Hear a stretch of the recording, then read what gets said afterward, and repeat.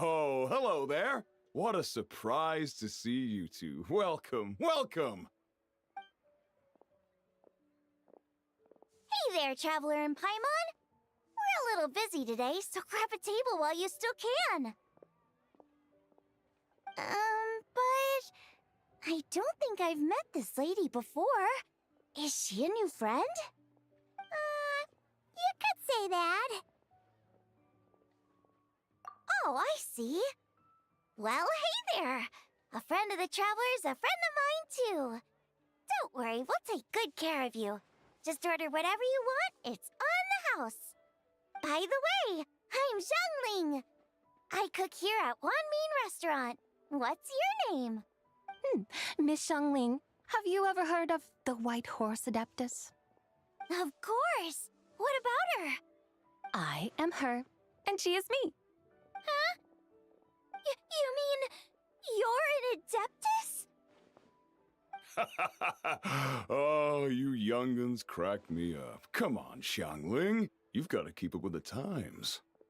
Haven't you heard of cosplay? It's like a role-playing game where you dress up as famous characters and pretend to be them. Seriously, it's all the rage, and it looks like this young lady is quite the expert. Your friends sure keep their fingers on the pulse, huh, Traveler? Wow, Dad. Didn't know you were so tuned in. But how come I haven't heard about it? You gotta listen to our customers. Didn't I tell you to spend less time chasing after wild vegetables and more time making friends? You're even more out of touch than I am. Hey, I like making friends too. Isn't that what I'm doing right now? Anyway, even if it is just a costume, is it alright if I still call you White Horse Adeptus? Of course it's all right, because that's exactly who I am. Okay. I can see you're really committed to the role. How about I call you the real White Horse Adeptus instead? In that case, you can call Paimon the real Traveler.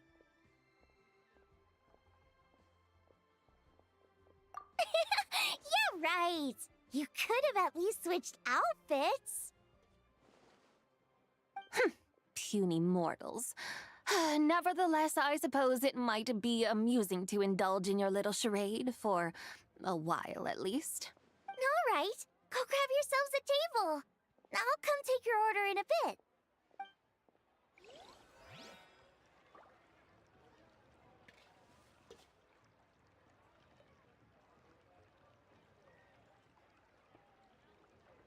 This scenery is wonderful. Surely enough to convince anyone to become a wanderer. Try something new. Wanmin Restaurant.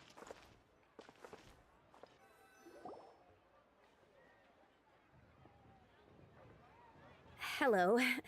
May I ask if Miss Xiangling and Chef Mao are here? Yeah, they're just over there. Wait a sec. Aren't you? So, what would you like to... Huh? Hello, Miss Xiangling.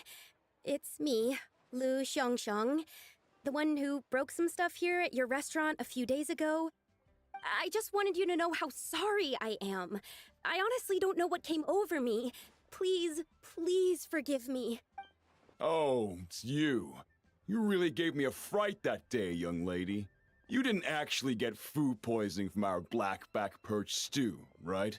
Come on, Dad. She's come to say sorry. It's all right, Miss Lu. You must have been feeling a bit off that day. You're looking so much better now, though. Why don't you grab a table, too? This one's on the house. No, I couldn't possibly. Hey, it's totally okay. We all feel under the weather sometimes, especially when we're away from home. Go on, find yourself yikes. Looks like all the tables are taken. Wanna come sit with us? We've got an extra seat over here. Thanks, guys. So what would you like to eat today? Feel free to order anything you like. I should very much like to sample your renowned poisonous blackback perch stew. it wasn't poisoned. That was all on me. So that's one portion of blackback perch stew. How about you guys? Paimon wants... Sure thing. Looks like Paimon's having trouble making up her mind. Anyway, I guarantee you'll love it. Let me think. Well, since the blackback perch stew is on the spicier side, I guess it makes sense to balance it out with a serving of stir-fried shrimp. And since it's lantern rite season, you better try out the triple-layered consommé and come and get it too. Those are our seasonal specialties. As for the carbs, since we've got a full table, how about some right at home? Along with our special chili mince cornbread buns. Trust me, you won't be disappointed. Then for dessert, I'll whip you up some Lucky Snow Delight. I just came up with it a few days ago, and I can't wait for you to try it. Wow! Sounds like quite the feast. Looks like Paimon's in luck today. Am I the only one who thinks that's way too much? Not at all. Don't worry, I know what I'm doing. And to top it all off, our star dish, Adeptus Temptation. You should know that we don't often serve this here at Wanmin Restaurant. But since this is my first time cooking for the White Horse Adeptus, I'm pulling out all the stops. Okie dokie, just sit back and relax. I'll have your dishes out in no time. Hold on. Did I just hear Miss Xiangling mention the White Horse Adeptus? You did indeed. And you're looking right at her. That's a joke, by the way. She's cosplaying. Oh, I see. Phew, almost believed you there for a moment. Tell me, little one, what business might you have with the White Horse Adept? It's a long story. Basically, a while back, I took part in an archaeological dig over at the chasm. While we were there, we discovered a number of relics. Our findings show that they date back to the era of Long Gone, an ancient nation whose people are said to have been the ancestors of some of the modern-day inhabitants of Chenyu Vale. And why might such matters concern the White Horse Adeptus? Because some of those relics not only seem to contain textual references to her, but even depictions of what she looked like. There have long been legends claiming that the White Horse Adeptus was a deity of that era, but there are plenty of other theories out there too. If I could just locate some more detailed records, I'm sure we'd be able to find out so much more. So you're into history? Well, to tell you the truth, I actually joined the archaeological team by sheer accident. But once I'd started down this path, I knew that I wanted to make something of myself. Recently, though, things seem to have taken a turn for the worse. Still can't believe I caused such a mess and even ended up hurting someone. Oh, so you're considering becoming a martial artist now instead? No, I mean, they weren't seriously hurt. It was just a few scratches, and they let it go after my mother compensated them. Either way, my career's pretty much over. And even though both the victim and the Ministry of Civil Affairs say they won't be pursuing the matter any further, my father says he's going to punish me according to our family rules. Family rules? Yeah, he's decided to ground me. I'll have to return to Chaoying Village after Lantern Rite, and goodness knows when I'll be allowed to leave again. Wow, that's harsh. Sounds like the kind of thing only rich, super traditional parents would do. We're not exactly rich, though. All we own are a few tea fields in Chaoying Village and a guest house in Liyue Harbor. A guest house? It isn't Baiju Guest House by any chance? Yep, he's my grandfather. So, you've heard of the guest house before? Small world, huh? Come to think of it, didn't Boss Lu mention something about hoping that the White Horse Adeptus would show up and let her divine power be known? Sure, but Paimon's guessing this wasn't exactly what he had in mind. Little one, it sounds to me that your family is rather well off after all. What then drew you to archaeology? Why subject yourself to such unnecessary hardships? Even if I stayed at home, there's no guarantee I'd lead a nice, easy life. Just look at my father. Recently, my grandfather put him in charge of the guest house, and he came up with a bunch of ideas right away, starting with changing its name. That didn't turn out well, though. My grandfather yelled at him for days, even calling him a bad son, and they still haven't let it go. Oh! Paimon thinks we might have heard about that too. Long story short, being dependent on others is never fun. You just end up being completely under their thumb. That's why I want to make it on my own out here, no matter how hard it is. After all, as the saying goes, to rise above others, one must endure the hardest of hardships. What's so funny about that? You poor, innocent little creatures never fail to amuse me. To think you would endure all manner of hardships in your brief time on this mortal plane, and all that merely to rise above others. I would have thought that the wiser path would be to simply roam this world as I do. Huh? Tell me, what is it that you truly delight in? Archaeology? Martial arts? Tea planting? Or perhaps the keeping of a guest house?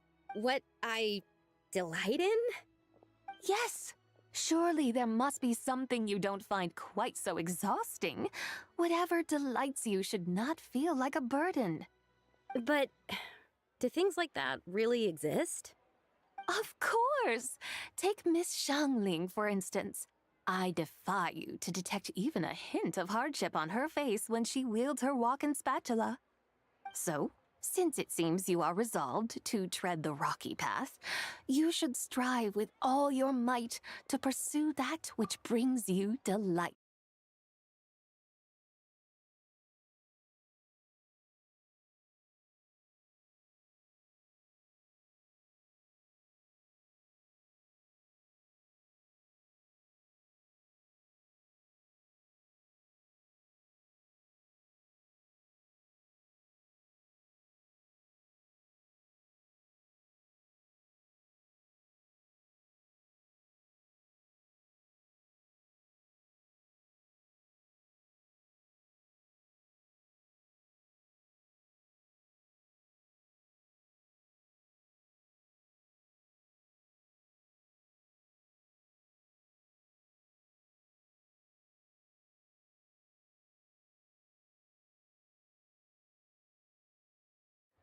You mean, like cosplay? I suppose you might say that. Looks like the White Horse Adeptus is really getting into her role. I think I get what you mean then. Maybe I should have a chat with Miss Xiangling before I head home. Okay, everyone. Sorry to keep you waiting. Here's your food.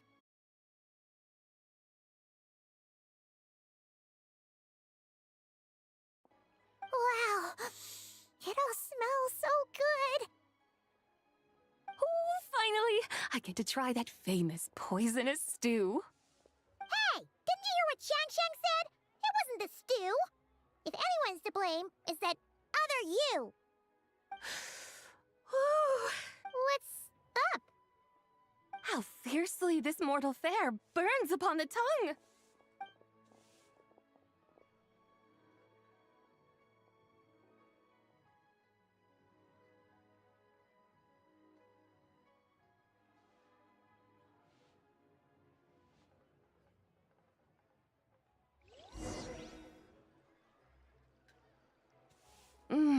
Most satisfying as poisonous stews go. So, where to now? Time, I think, to seek out some diversion? Oh, there's plenty of entertainment options in Liyue. Paimon will tell you that. The locals like to drink tea, walk their pets, play chess, watch operas, attend storytelling performances. Storytelling performances? You know, like listening to people telling stories. They're usually based on old Liyue legends, just like their operas. Stuff like The Divine Damsel of Devastation, Through the Eyes of a Dragon, or the sanctification of Tao Do. What about the story of the bright moon that sits in the sky above us? Paimon doesn't think she's heard that one. Still, the moon does come up quite a lot. It's even in the name itself.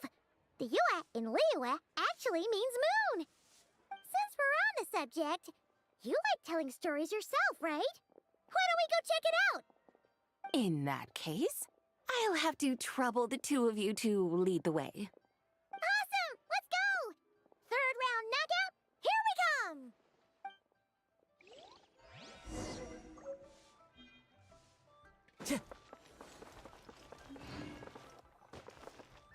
Time to go.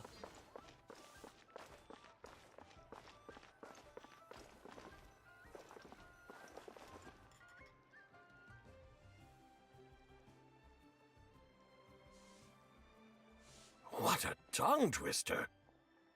I'd have made a complete fool of myself if I tried to say it on stage without practicing it first. Huh. Call yourself Iron Tongue, Tien. Wobbly Tongue, Tien, more like. I used to have that problem a lot. But if you just take your time to grasp the meaning and commit it to memory, you'll be able to say it smoothly in no time. You're right, Miss Yoon.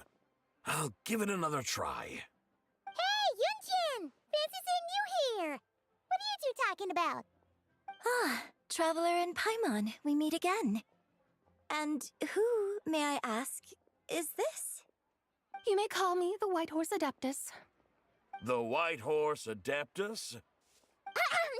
She's not really an Adeptus. I see. Well, it certainly looks like a lot of fun. Oh, funny you mention it. This type of thing is actually something I'm quite familiar with. Once, to perform Through the Eyes of a Dragon, I decided to imagine that I was Rex Lapis himself. It was the only way to truly inhabit his mindset and understand his resolve to quell those demons. Sounds like you just wanted an excuse to feel all big and powerful. Hey, that's... You just don't understand how inspiration works. You're one to talk. Paimon's traveled all over with the Traveler, and she's seen things that would make your jaw drop. All right, then. Since you claim to be so knowledgeable, why don't you prove it by reciting an ancient poem? An ancient poem? Which one? Ha! See? You mean to tell me you've never even heard of the ancient poem called An Ancient Poem? What kind of a title is that? Quit teasing, Paimon. We only just found out about that ourselves. He's talking about the writing on those ancient relics. When we first saw it, we couldn't figure out what it all meant. So in the meantime, we decided to just refer to it as an ancient poem. However, thanks to the painstaking work of the scholars who were tasked with decoding it, it seems like that's exactly what it was. Or rather, an ode offered in veneration of the moon and the White Horse Adeptus.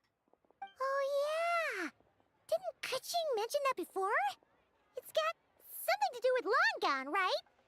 That is correct. The Ministry of Civil Affairs has issued a notice stating that, although it is true that the moon may disappear tonight, we should be in no danger. In other words, there's nothing to fear. But if you're worried, we can always take a leaf from the Book of the Ancients. By reciting this poem, I mean, and calling for the White Horse Adeptus's aid. If we do that, I'm certain she'll protect our moon and keep us safe. Ooh, seriously? Paimon has to get a look at this.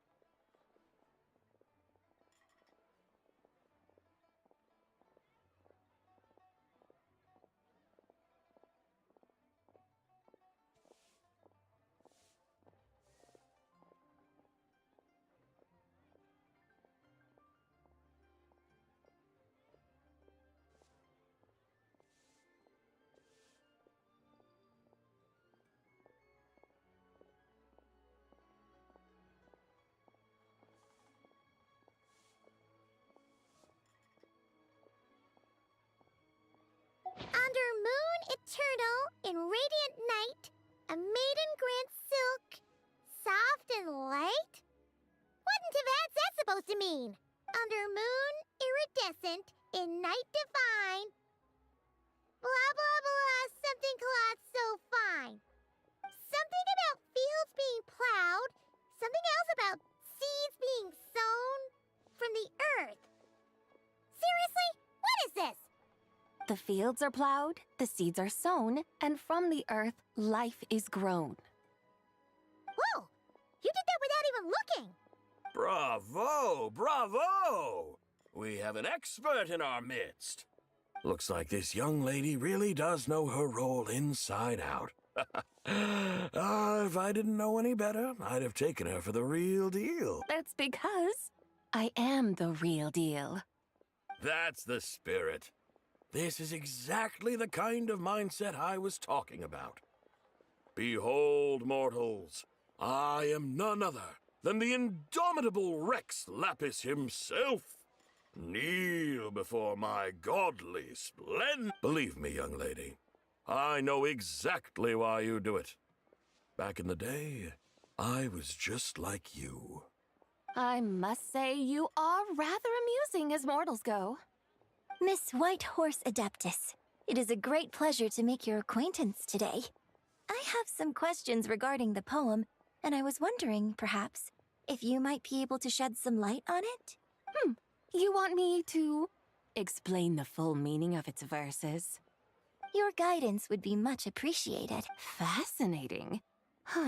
Tell me, do all the people of Liyue still express such reverence for the ancient ways? Well, it's true that we hold a deep fondness for our history, but it is hardly our only pursuit. One of my good friends, for instance, is even more devoted to the modern Fontanian art of rock and roll. Exactly! And don't forget, great practitioners of the role-playing arts walk among us too. People like me and you, young lady. Yes. So rather than placing too much emphasis on our reverence for the ancient ways, it might be better to say that here in Liyue, 100 passions bloom, each with a voice of its own. I see. Then, I suppose it wouldn't do any harm for me to enlighten you. In truth, it is but a simple poem of blessings. Its meaning is this. As the eternal moon rises in the night sky, a maiden adorned with lustrous jade descends upon the earth. She blesses the kudzu vines and mulberry leaves, so that they may be used to make coarse cloth that is nevertheless soft, light, and comfortable to wear. As the iridescent moon rises in the night sky, a maiden adorned with lustrous jade descends upon the earth. She blesses the kudzu vines and hemp, so that they may be used to make fine, luxurious cloth. As the frost moon rises in the night sky, a maiden adorned with lustrous jade descends upon the earth. She blesses the mugwort and artemisia, so that they may be perfect for divination. So she really did come down from the moon? She shows the people how to use the plow and spade to purge the land of weeds, till the soil, and heap up the earth to make it fertile. Then with the hoe, she teaches them to sow their grain, bestowing the promise of life upon every seed. She blesses the millet and the beans, ensuring that their stalks and vines stretch forth without end. She graces the wheat and the rice, so that their heavy heads are filled with plump, glistening grain. Sounds like she's a real pro at all this farming stuff. The fruits of the field are harvested and brewed into sacred wine for honored guests. This we reverently present to the divine maiden, with every ceremonial step flawlessly observed, so that she may witness the depth of our piety and respect. Oh, divine maiden, how can your graceful presence in the sky not seem like that of a fairy descending from the heavens? Oh, divine maiden, how does your pure and radiant form not resemble the guardian spirit of our land? I send my heart's desire, ascending to the heavens, beseeching you to grant us good fortune and blessings in the coming year. Huh? So, that's what it's supposed to mean? I find myself speechless. moved beyond the power of words to convey. Oh, young lady, you have shown me the heights to which a true role player might aspire. A truly remarkable performance. I did not anticipate that anyone could unravel this poem with such depth and clarity. And so soon after the Ministry of Civil Affairs noticed, too. I'd even begun to consider myself somewhat versed in the matter. But as they say, there's always someone more knowledgeable out there. Allow me to extend my thanks to you, Miss Whitehorse Adeptus. You are far too humble, young one. I must confess, it is I who have been surprised. Not only by you, but also by this Liyue harbor of the present day. Ah, so you're not from Liyue. And what, may I ask, has surprised you about it? Oh, it's nothing really. Just some old memories scattered here and there. Very well, my guides. I suppose it is time we set forth on the next part of our excursion. I'd like to go see that wharf now. What say the two of you? No problem. We'll take you wherever you want. Oh, leaving so soon? Before you go, allow me to introduce myself. I am Yunjin, director of the Yunhan Opera Troupe. May I ask your name in return? My own name is scarcely worth mentioning, but since you asked, perhaps I'll tell you the title of that poem instead. Huh? So, it isn't actually called an ancient poem? Of course not. Its real title is Odes of Long Zabai. Odes of Long Zabai. All right then, until we meet again.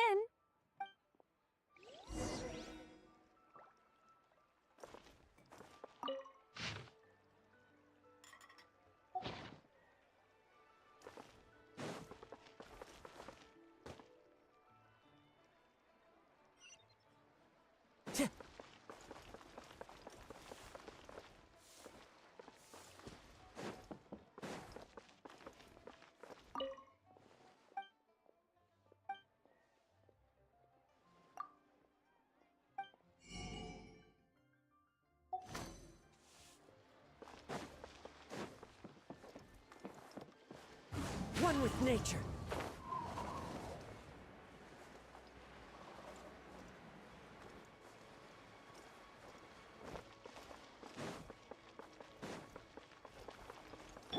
Bring it!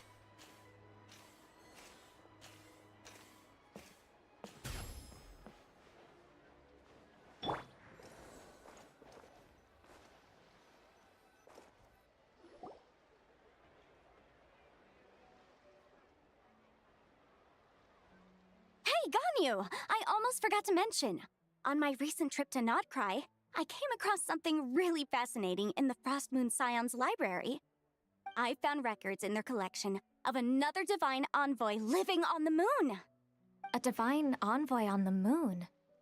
You don't think it could have been referring to the White Horse Adeptus too, do you? No way to say for sure.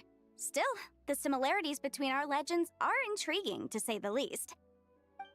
Isn't it amazing? Especially when you consider how far apart we are. It truly is. We might live in different lands, but when we look up at the night sky, we all see the same moon and stars. Right? It's like we're all bound together, no matter where we are. When you think of it like that, it's almost as if our friends from other nations will be right here celebrating with us. Isn't that a wonderful thought? No wonder you were so excited to go see the giant lantern when you first got back. Sounds like you're a real fan of the White Horse Adeptus, huh? I guess you could say that. Just a pity she's so elusive. Even Granny's never met her, you know? Maybe she really is just a legend after all. Hey, Yanfei and Ganyu! Trust, Paimon. The White Horse Adeptus is as real can be. Huh? Oh, look! It's the Traveler and Paimon! Feels like I haven't seen you two in, like, forever. Happy Lantern Rite. It's so good to see you again. Hey, you two. Happy Lantern Rite. Did I hear you right just now, Paimon? Does that mean you've actually seen the White Horse Adeptus? She has indeed. And now, so have you. Huh? And you are? Why, who else? The White Horse Adeptus, of course. Could you maybe start with something else next time? You're the White Horse Adeptus? That's right. Allow Paimon to introduce you to our new friend, Zichao. She's been low-key obsessed with cosplaying the White Horse Adeptus ever since we met her. I see. Well then, greetings, Miss Zhao. My name is Yanfei, and recently I've been low-key obsessed with learning everything I can about the White Horse Adeptus. I'm sure the two of you will get along like a house on fire. Oh, and by the way, I'm Ganyu. So, Miss Zhao, you must be here to see the giant lantern too, right? Hmm? A horse-shaped Zhao Lantern? Is that what I think it is? That's right. A lantern made to honor the White Horse Adeptus herself. Isn't it gorgeous? Huh? What are you laughing at? Both the lantern and myself. What do you mean? Oh, this lantern truly is an artistic masterpiece. But tell me this. Have any of you ever seen a horse before? Come to think of it, Paimon can't remember ever actually seeing one herself. What about you, Traveler? Oh, this horse appears to be mid-trot, but it has adopted what is called a lateral gait, where the legs on one side of the body move together in unison. A rather rare sight indeed. Just now, I suddenly pictured myself, I mean, the White Horse Adeptus running the same way. The image was so absurd, I could barely contain my mirth. Oh, really? I never knew that. You learn something every day, huh? Oh, come on! It's basically a giant piece of fan art! Who cares if it's different than the original? I was merely laughing at my own ignorance. I came here thinking that the White Horse Adeptus's tale had been long forgotten. Yet here I am, gazing upon a lantern made in her honor. Well, you couldn't have been more mistaken. There are so many tales about the White Horse Adeptus, I'm starting to lose count. Just off the top of my head. Just so you know, Yanfei, we've heard it all like a million times before. Aha!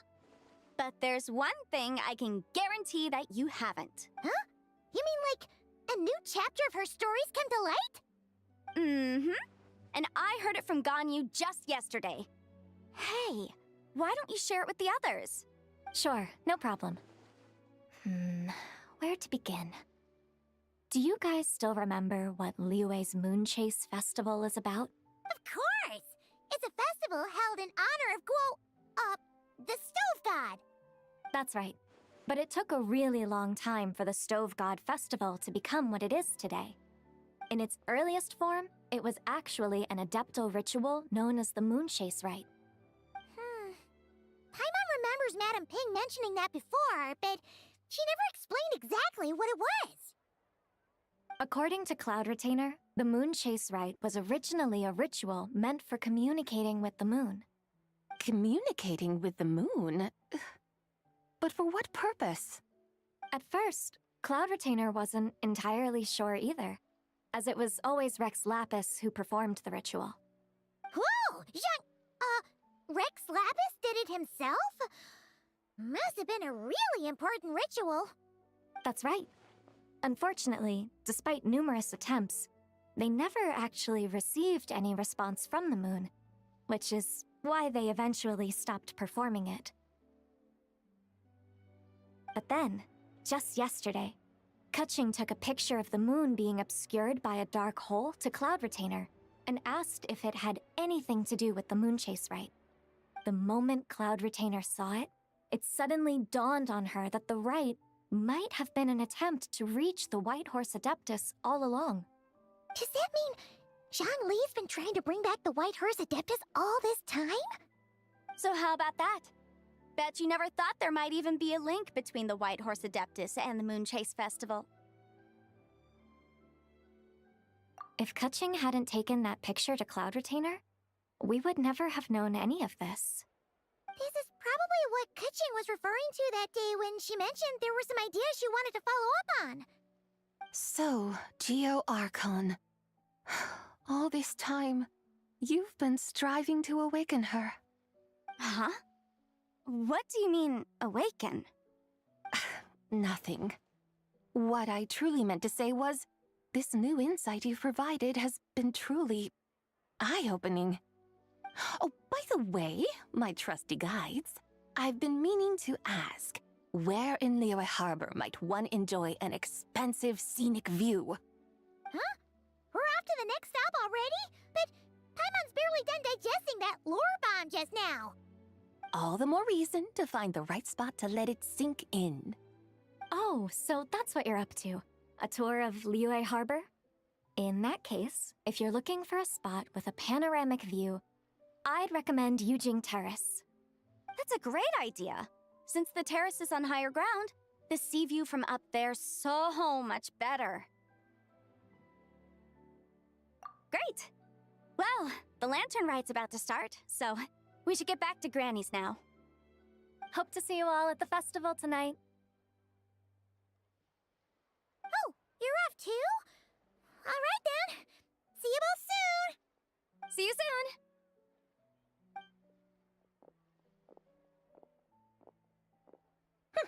Very well, my guides.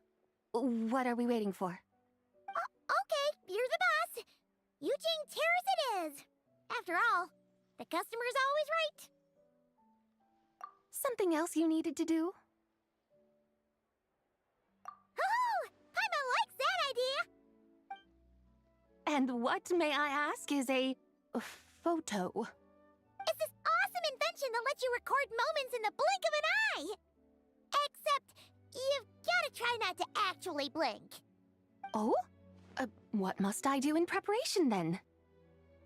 Nothing. All you gotta do is choose a pose. The Traveler will handle everything else.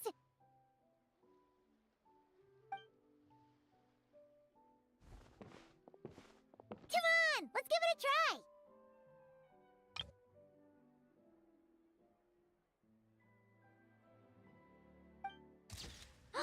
Look! We got a great picture! Paimon's gonna call it The White Horse Adeptus Meets the White Horse Adeptus in Liyue Harbor. Huh. They've even discovered a way to preserve moments in time. Now I truly am curious to witness what else these mortals might accomplish. Very well, let us proceed. Eugene Terrace lies in that direction, does it not? Hey, wait for us!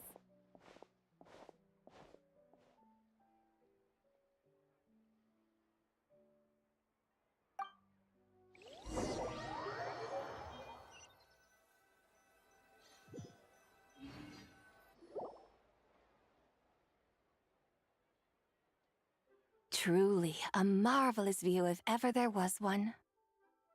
It seems the charm of this Liyue Harbor is only heightened by the sun's dying light. And soon, people will start releasing their shell lanterns to mark the most important day of the year. Practically everyone will be with their friends and family, eating a big meal, chatting, and even setting off fireworks. Trust Paimon, it'll look even more amazing then. What do you say? Want to stay to see that? No need.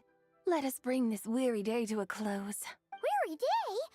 You mean, you didn't enjoy your tour? I had imagined you would arrange for me to witness some grand spectacle. Perhaps the descent of divine beings, the manifestation of the sacred before mortal eyes, or the appearance of a selfless hero come to aid the helpless and downtrodden. Or, should that not come to pass, then at the very least spend a little more Alas, but there was none of these. Instead, we merely filled our bellies, listened to tales, and gazed upon a crude imitation of my likeness. And now the sun begins its descent. What a day of quiet tedium. Well, we're so sorry. If we'd known that was what you wanted, we'd have done it all differently. It's all that Jiang Li's fault for not making the customer's requirements clear. Well, it's too late now. Do you still believe I would part with that soul fragment, now so intertwined with my very being? But I knew you were the more astute of the pair. huh? You were just trying to scare Paimon? It seems the realm of the Geo-Archon has a way of making one more stony-faced. So, you were just pulling Paimon's leg? Of course. I was merely engaging in a little banter with the two of you. Long ago, I shared tales with various mortals who chanced upon my mountain abode. Never did I imagine that those stories would endure. It seems I greatly underestimated them. Perhaps, as your Geolord said, a few pieces of ancient Langan's magnificent jade have truly become part of the very foundation of this land. So, you've decided to help us? Again, that goes without saying. I made up my mind some time ago now. When I beheld a rather intriguing scene as I set foot in this city, I saw porters passing through the alleys, setting down heavy wooden crates from their weary shoulders, peddlers pushing carts as the kites and lanterns upon them rustled gently in the breeze.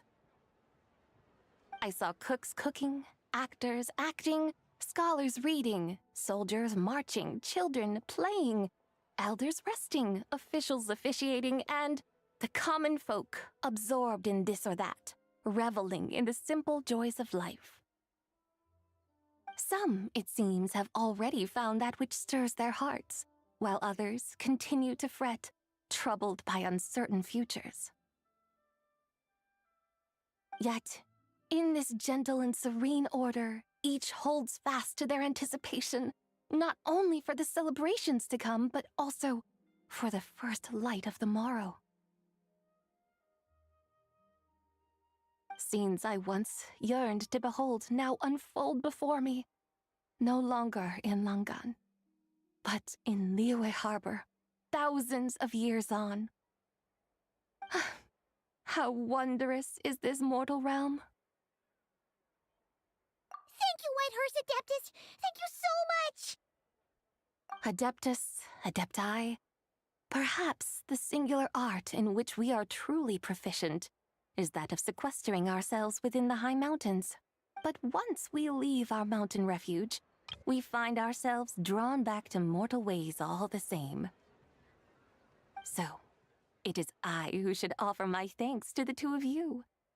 Traveler, Paimon, you have made this day more delightful than any I've known in a long, long time. Come now, and take what it is you need. You mean, like, right now? But don't you think we should wait for Zhangli? That won't be necessary. All things shall meet again in their time, for the waters know no rest, and the flowers their appointed season. One need not fear that life is but a journey of goodbyes.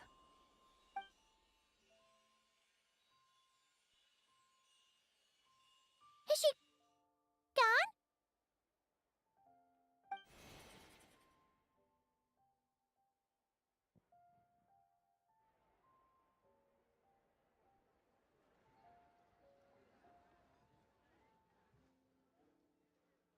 Yes, she's gone.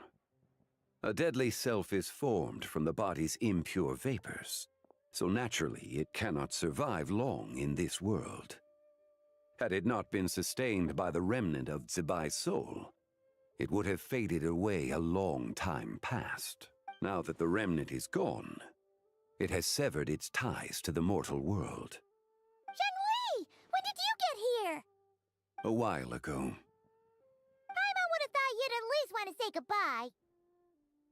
Though mountains endure, the ceaseless waters will, at last, wear away their sharp edges. Thus must I meet the marks wrought upon her by the ruler of time with great caution. It may be goodbye for now, but someday we will meet again. Really? And when might that be? Who can say for sure? Years and years from now, perhaps. Or maybe tonight. At the Lantern, right? Are you saying that if the White Horse Adeptus were to be resurrected, she'd still have the memories of the three deadly selves? That she'd still remember us? We will find out soon enough.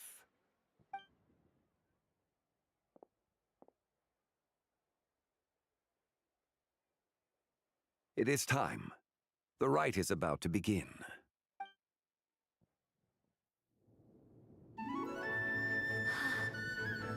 The rite is about to begin.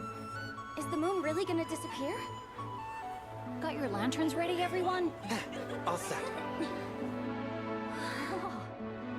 Might be about time to put eyes to the sky. Wouldn't you say, Tianchuan? Look.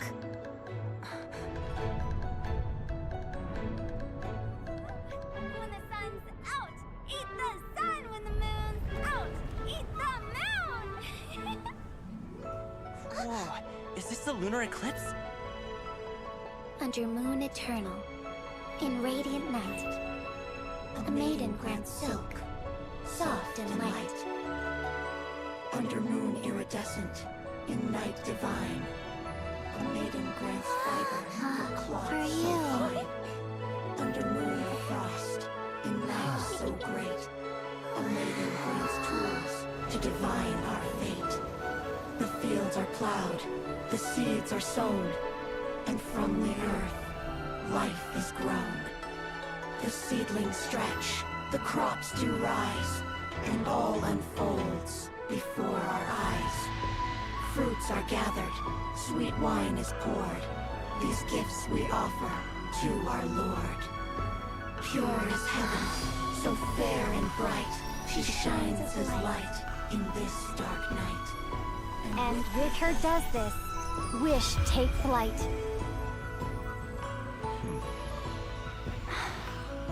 Devoted soul, scattered and unbound. Let this lantern guide you home. By its light be found.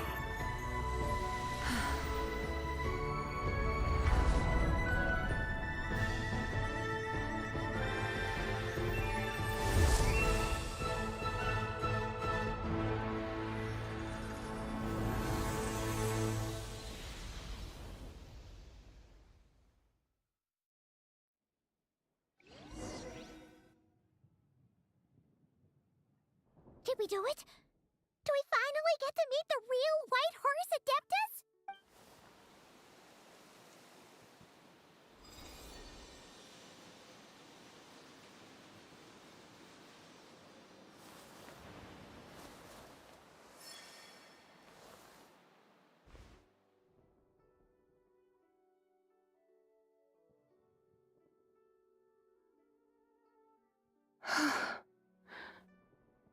This place. Where am I?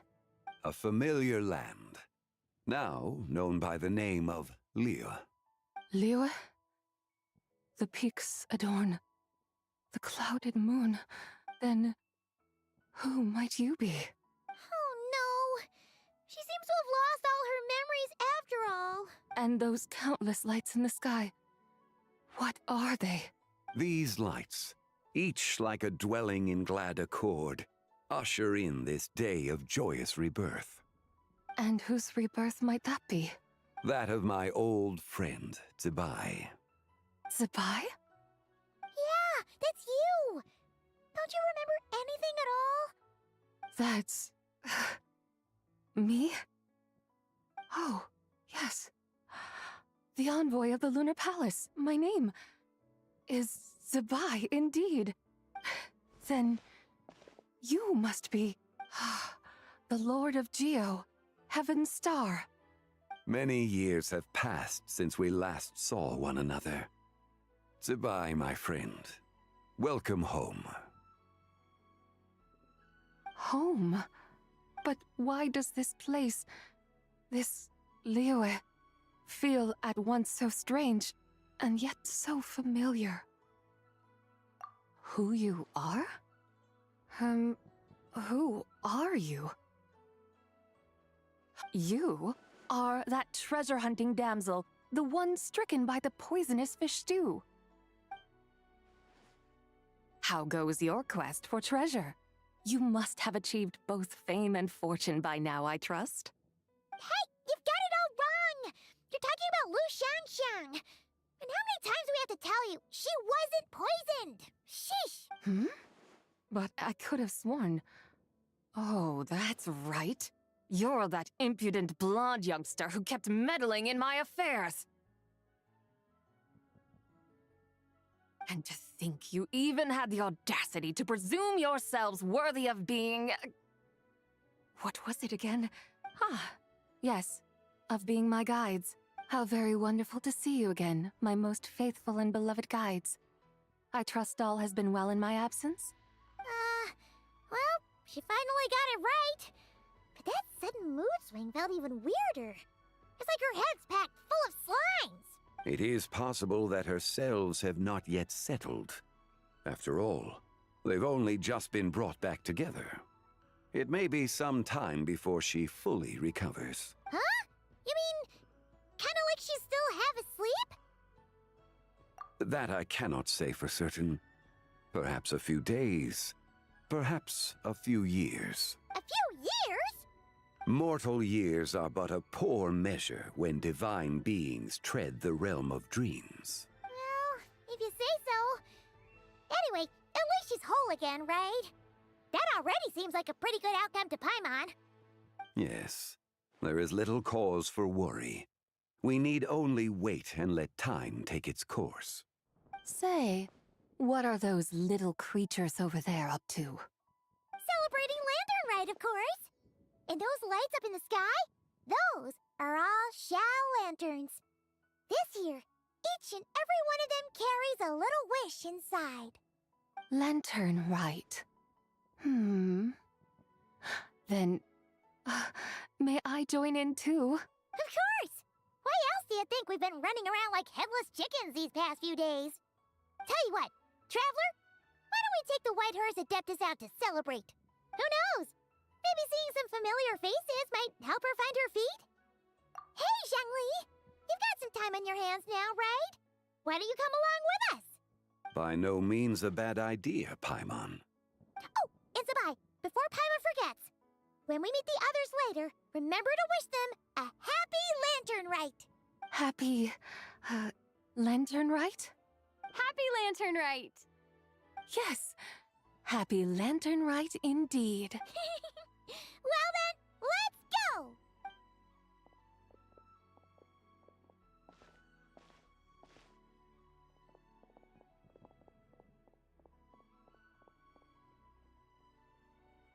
Lantern Rite.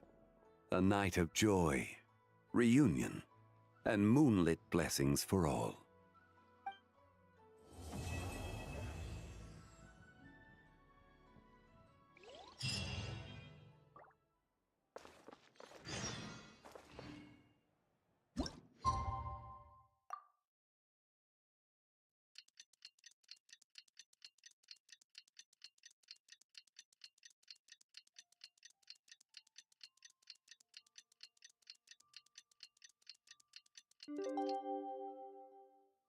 Paimon wonders how the White Horse Adeptus is getting along. Maybe we should check in on her? We could ask Zhangli where she is.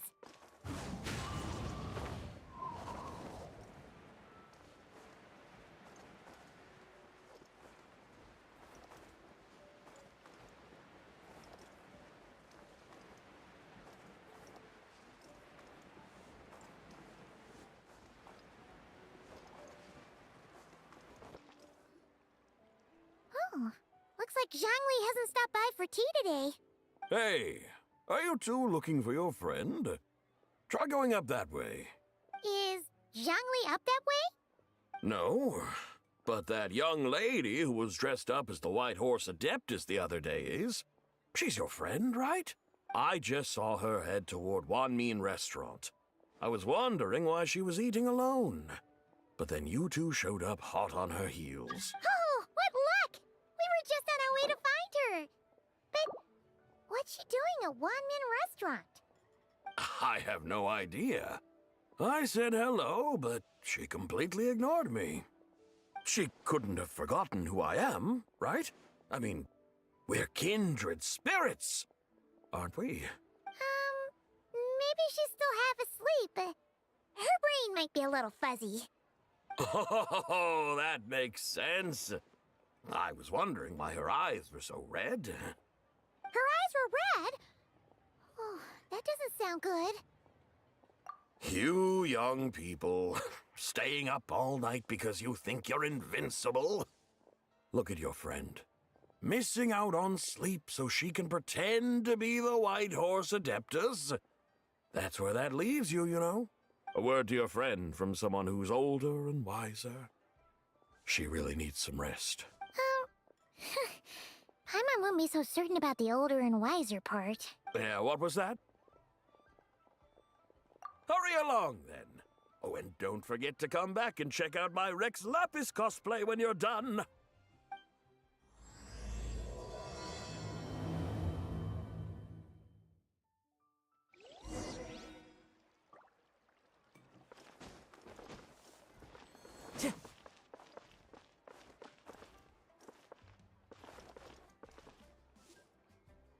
Where's the proprietor? Come out and see me at once!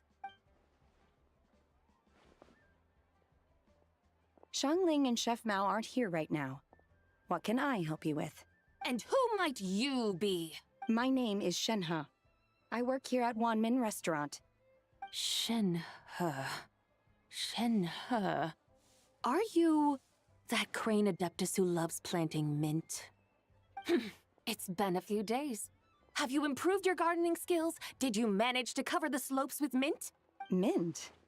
I don't know anything about mint. But I am familiar with Qingshen and glaze lilies. Ha! Already casting mint from your mind. How can a practitioner of self-cultivation be so fickle, chasing after every new plant that catches their eye? I'm not sure I get what you mean. Are you delirious from hunger? Would you like something to eat? Shenhe! White Horse Zabai! So this is where everyone is! Traveler, Paimon. It's been a long time. Is this customer a friend of yours? Don't mind her, Shenhe. She's just a little cranky because, she didn't sleep well last night and she's only just woken up. Look how red her eyes are. I see. In that case, Miss Zabai, I have a tonic here infused with Qingshen. It's cool and soothing when applied to the eyes. Would you like to try a few drops? Stop right there! Who are you two noisy children? Hey! Have you forgotten about us already? Guides. Yes, I seem to recall something about some guy. Ah, yes, now I remember. What luck! I was just looking for someone to show me the way to Elong Wharf. Huh. Is she starting to come around? Someone requested my help in purchasing some tea leaves. I was informed they have discounted prices during the festival and that I shall get a good deal there. Tea leaves? This sounds like Zhang Li's doing. He sure knows how to get people running errands for him.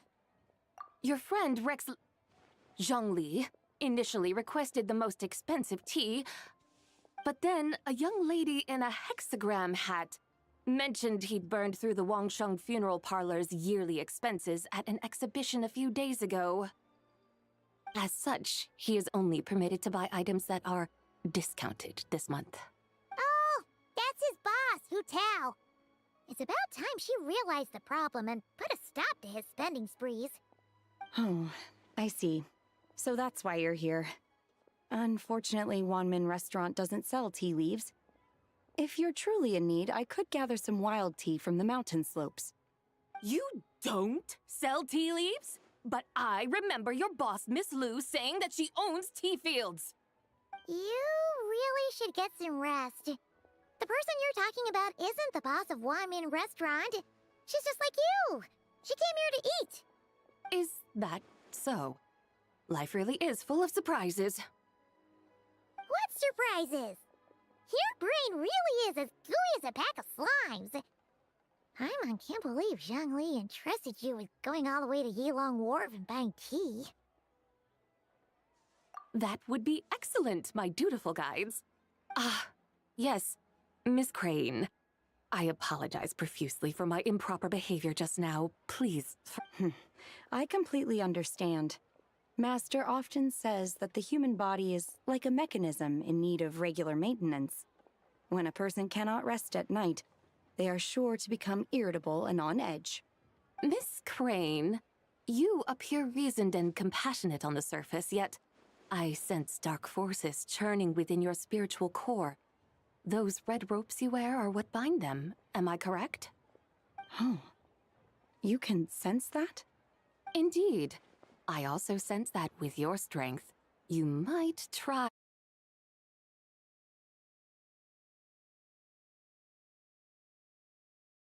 Nappy risky? Though the use of red ropes to bind the soul is a wondrous technique, practitioners must eventually learn to break free from external aids and look within themselves for restraint.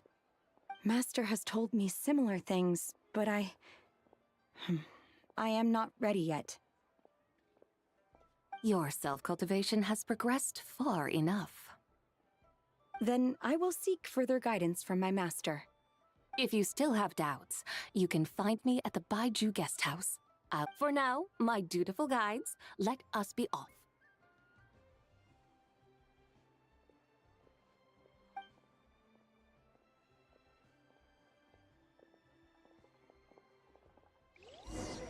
Cheap and tasty chop suey! Wow.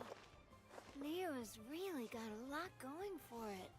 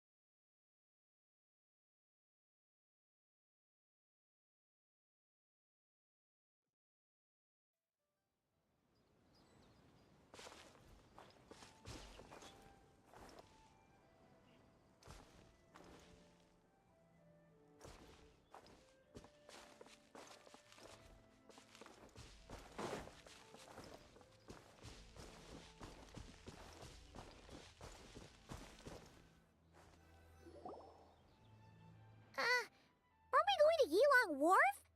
How do we end up on this mountain? Is that small town over there not Elong Wharf? I sense a familiar scent wafting through the air. You're right! Except for the smell part. Paimon doesn't smell anything. That is because this scent is the essence of jade, which can nourish the spirit. Oh, yeah! Shenyu Vale does have a lot of jade, but Paimon didn't think jade smelled like, anything. Naturally, this has reminded me of something. And what's that? A few simple tricks for mastering one's power.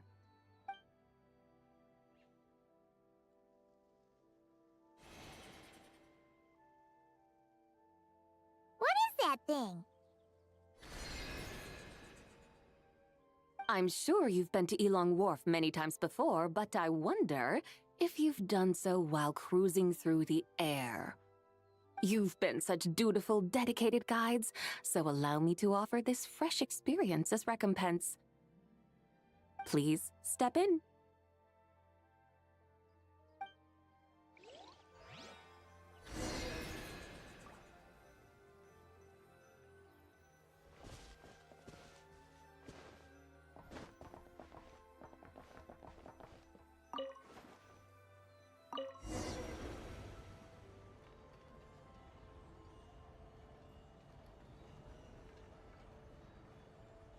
This is amazing! Paimon feels just like an Adeptus flying through the sky. What is this thing? I created it from my memories of the chariot of the Lunar Palace. Many years have passed since I last laid eyes upon it, so there may be some discrepancies.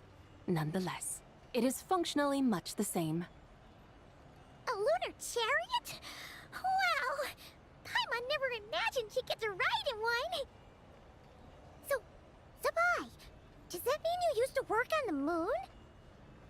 Work. That's an interesting way to phrase it, though I suppose you are correct. I was once an angel, a member of a race tasked with guiding humanity. Then, graced by serendipity, I became a moon envoy. Huh? What's a moon envoy? Some kind of super important angel? As you would understand it, a moon envoy is a job title. Any angel, or non-angel, can become a moon envoy. Does that mean you're not the only one? Of course not. Though my memories are still hazy, I vaguely remember some of my colleagues. There was one who liked to take on the form of an ibis. An ibis? Could it be... Can all moon envoys turn into animals?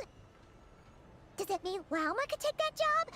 She can turn into a deer, and moonchanters are some sort of Luna envoy anyway, right?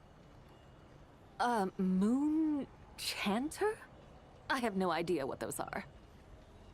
Oh, okay then.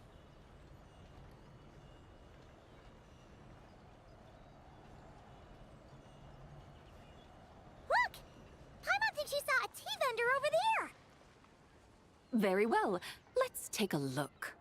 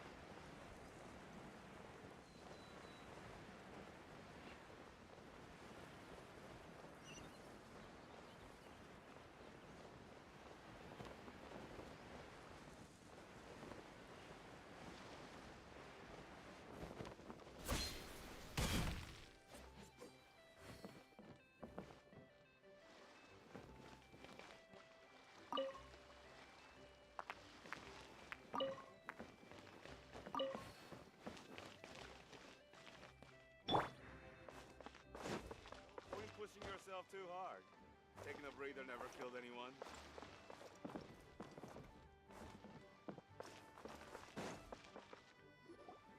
Welcome. Please have a look around. We only sell teas of the finest quality sourced directly from Chaoying Village. Right now we're offering a special discount for Lantern Rite. Look over there! Discounted tea!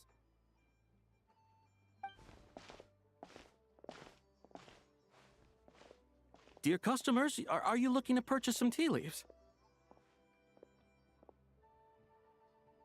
I can see from your bearing that you are no ordinary customers. My humble shop has some exquisite teas that should satisfy your more refined tastes. We're not here for quality. We're looking for a discount. A discount? Well, that's a coincidence. Our Sunglaw tea is on sale right now. A special festive offer. Something about the name of that tea sounds familiar to Paimon. Buy 3 boxes of Sunglaw tea during the festival to get 10% off. Buy 4, get 20% off. Buy 10, but... That's right! 10 boxes at half price. Have you been to our shop before by any chance? Oh, Paimon's definitely heard this spiel before. 3, 4, 10, 10, 20, 50. Sabai, what are you muttering about? When purchasing 3, 4, or 10 boxes, the corresponding discounts are 10, 20, and 50%. The intervals between the two sets of numbers are 1 and 6, and 10 and 30. Look! Her eyes turned blue! That's gotta be a first! If the differences between intervals remain equal, the interval after 6 should be 6 plus the difference between 6 and 1, which is 11. Similarly, after 30, the next interval should be 50. Therefore, extrapolating upward, the next two numbers in each set should be 21 and 100. You're making Paimon's head spin! Those numbers, what do they they mean? They mean that if we buy 21 boxes of Songlot tea, we should get a 100% discount! 100% discount? You mean Oh, there was a pattern to the discounts. Is that right? The pattern we speak of is mathematics, little one. A pattern that is always right. That's amazing! You're a shopping genius, Sabai. Oh, wait. Something feels off here. I had no idea our shop's discounts were tied to the laws of nature. I've learned so much from you, dear customer. No need to thank me. Now, please give us our 21 boxes of free tea. Wait! What's the matter? Paimon just realized what it is that's not right. It took you long enough. We got the short end of the stick. Think about it. If we don't have to pay when buying 21 boxes, then if we buy even more, the vendor should be paying us money instead, right? Huh? Hey, Zibai, work this one out. If we buy 100 boxes, we'd make loads of money, wouldn't we? It stands to reason. Wait a moment, dear customers. Don't you think you're haggling a little too hard?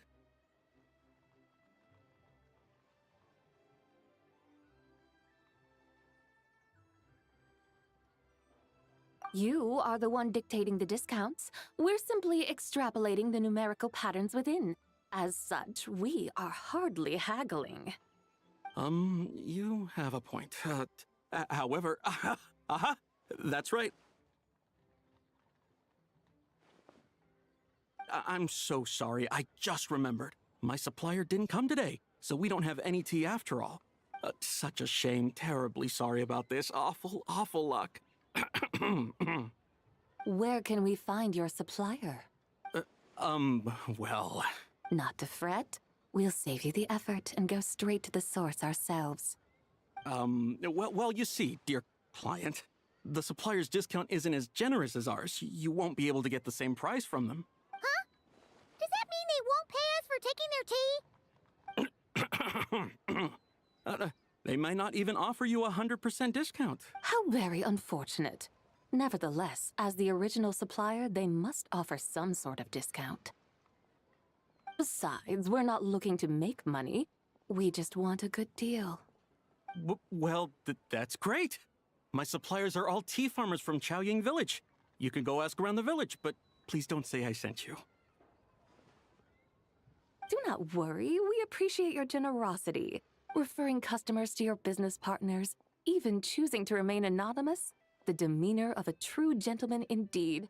Your business will surely prosper. I hope you're right. Then let us head to Chaoying Village.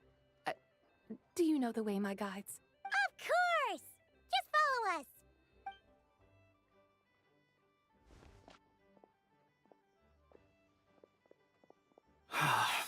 What otherworldly beings were those?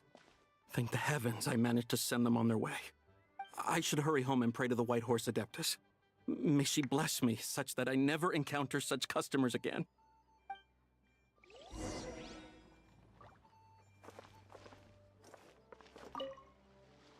I should hurry home and pray to the White Horse.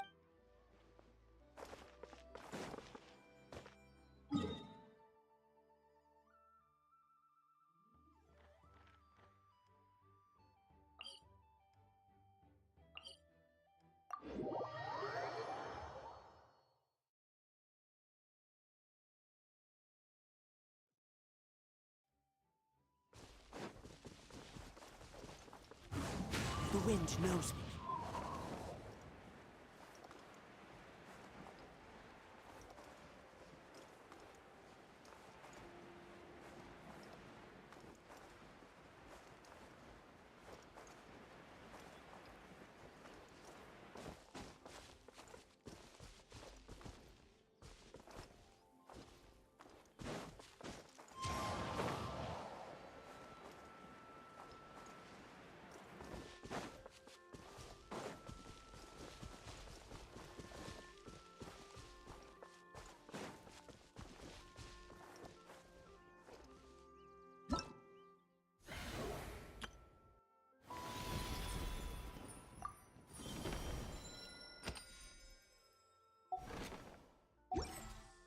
Time to go.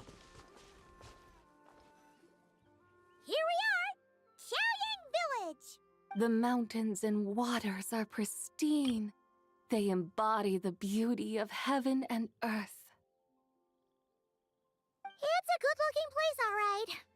But it's hard to enjoy the scenery when Paimon can't stop thinking about all that tea-buying Mora we're missing out on. Should fate dictate, Mora will find its way to you sooner or later.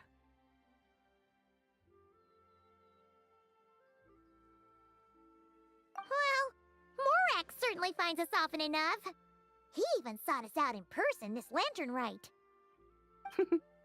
For now, let's look around and see if any tea farmers are selling their crop.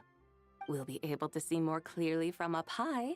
Let's take to the sky and enjoy the beautiful scenery while we're at it.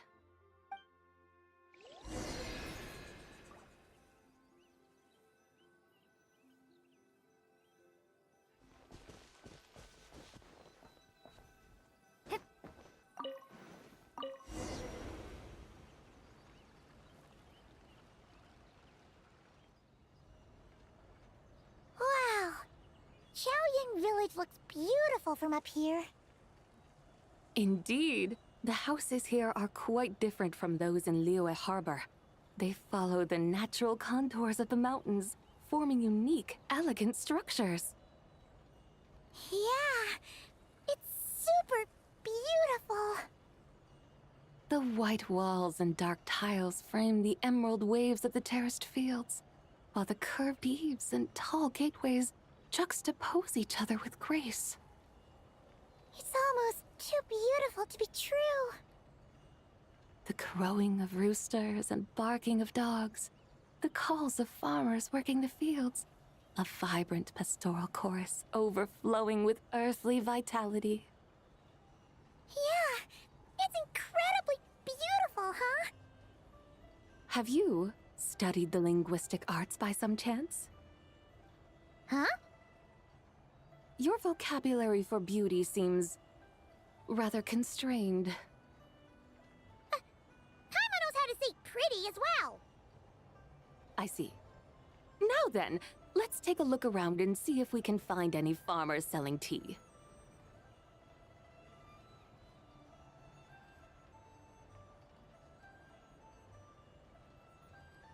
Look! There's someone in that tea field! And they look kind of familiar. Wait, is that Lu Shangxiang? And who is that? Oh, you'll remember her once you see her up close. Hey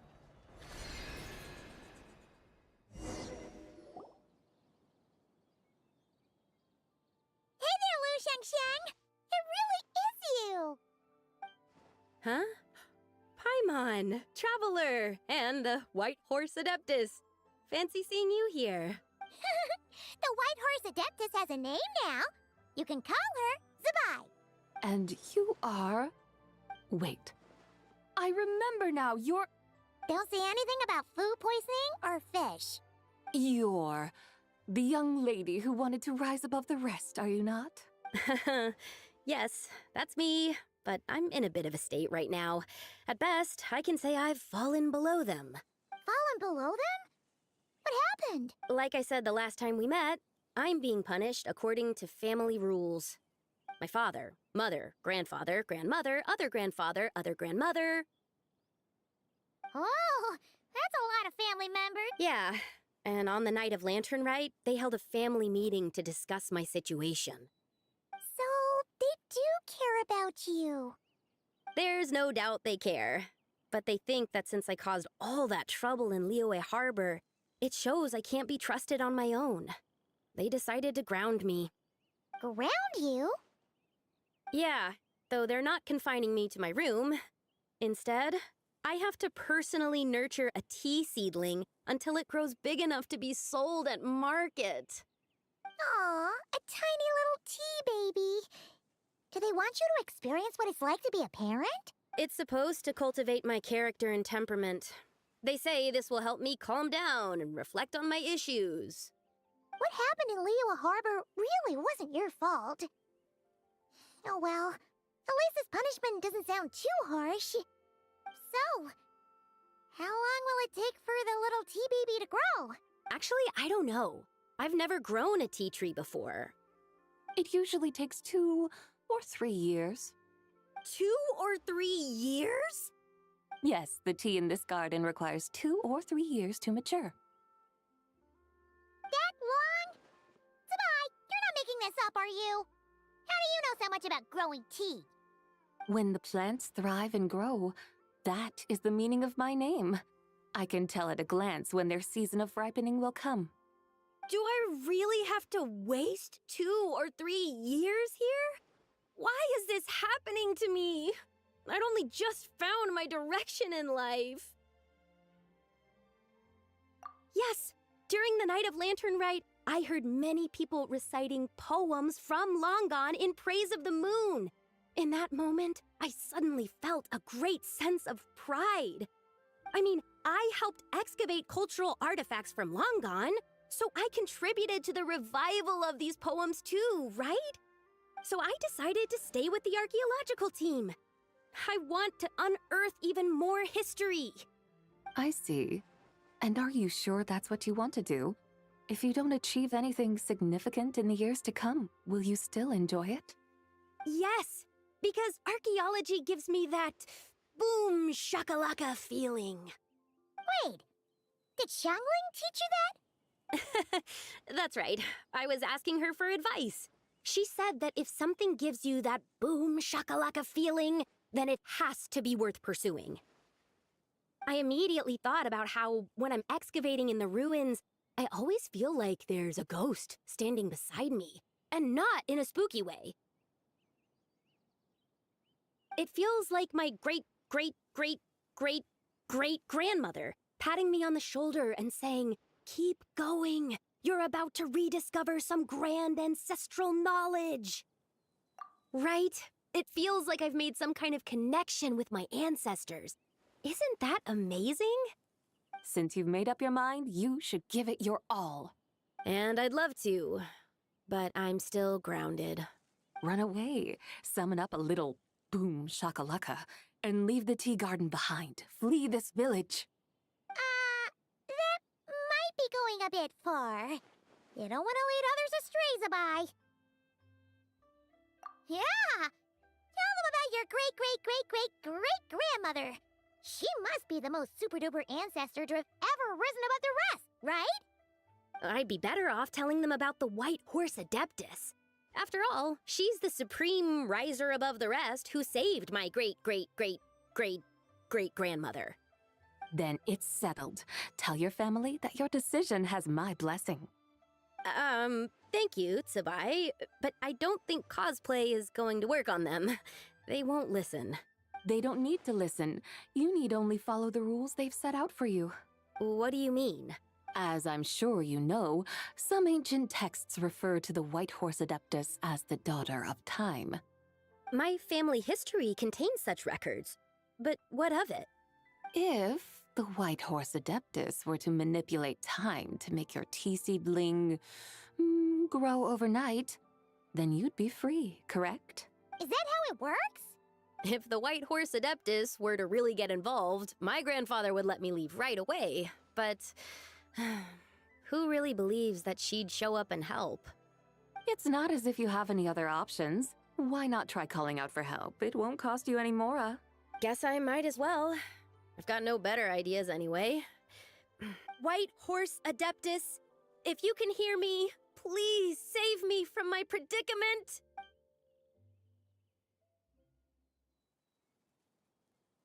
Ugh. Nothing happened, as expected.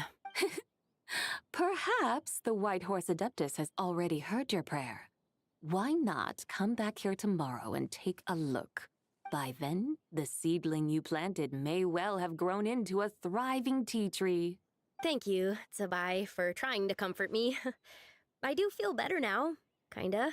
But can't you really do something like that? Oh, it's getting late. Why don't you all stay at my house tonight? My family may be strict with me, but they're always welcoming to guests. That sounds great! Let's get some sleep and then come back here tomorrow to see if our tea baby has grown.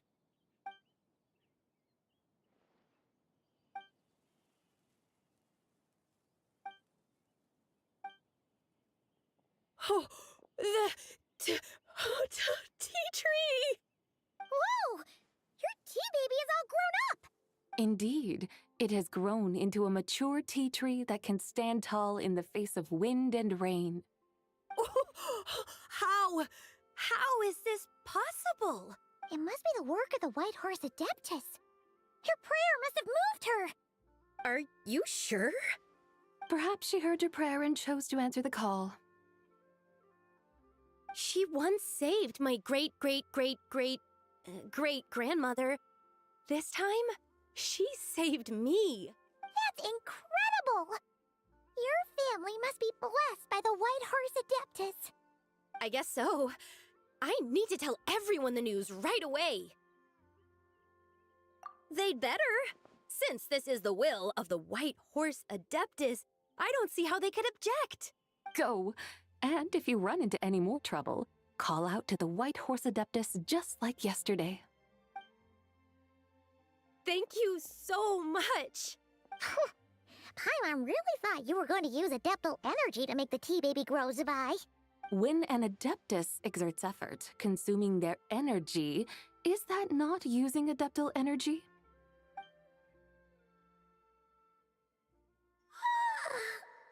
All right.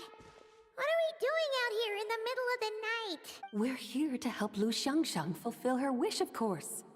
Can you really make the tea baby grow? It won't be easy, but there are ways.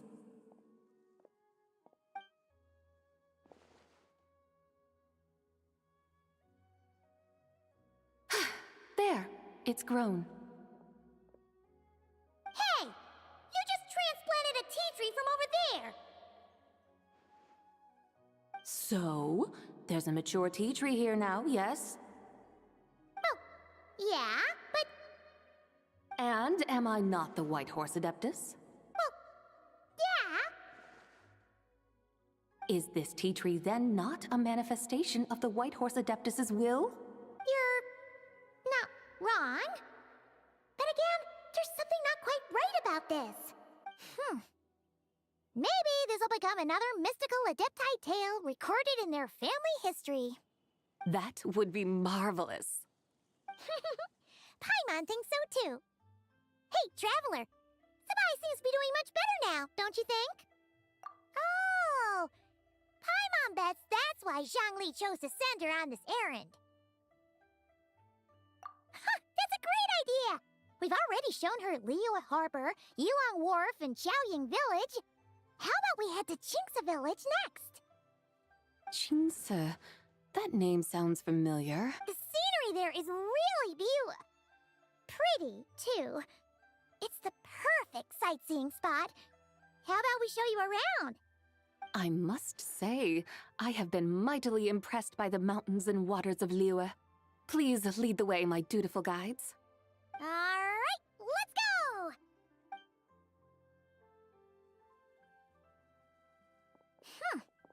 Paimon can't help feeling like we've forgotten something.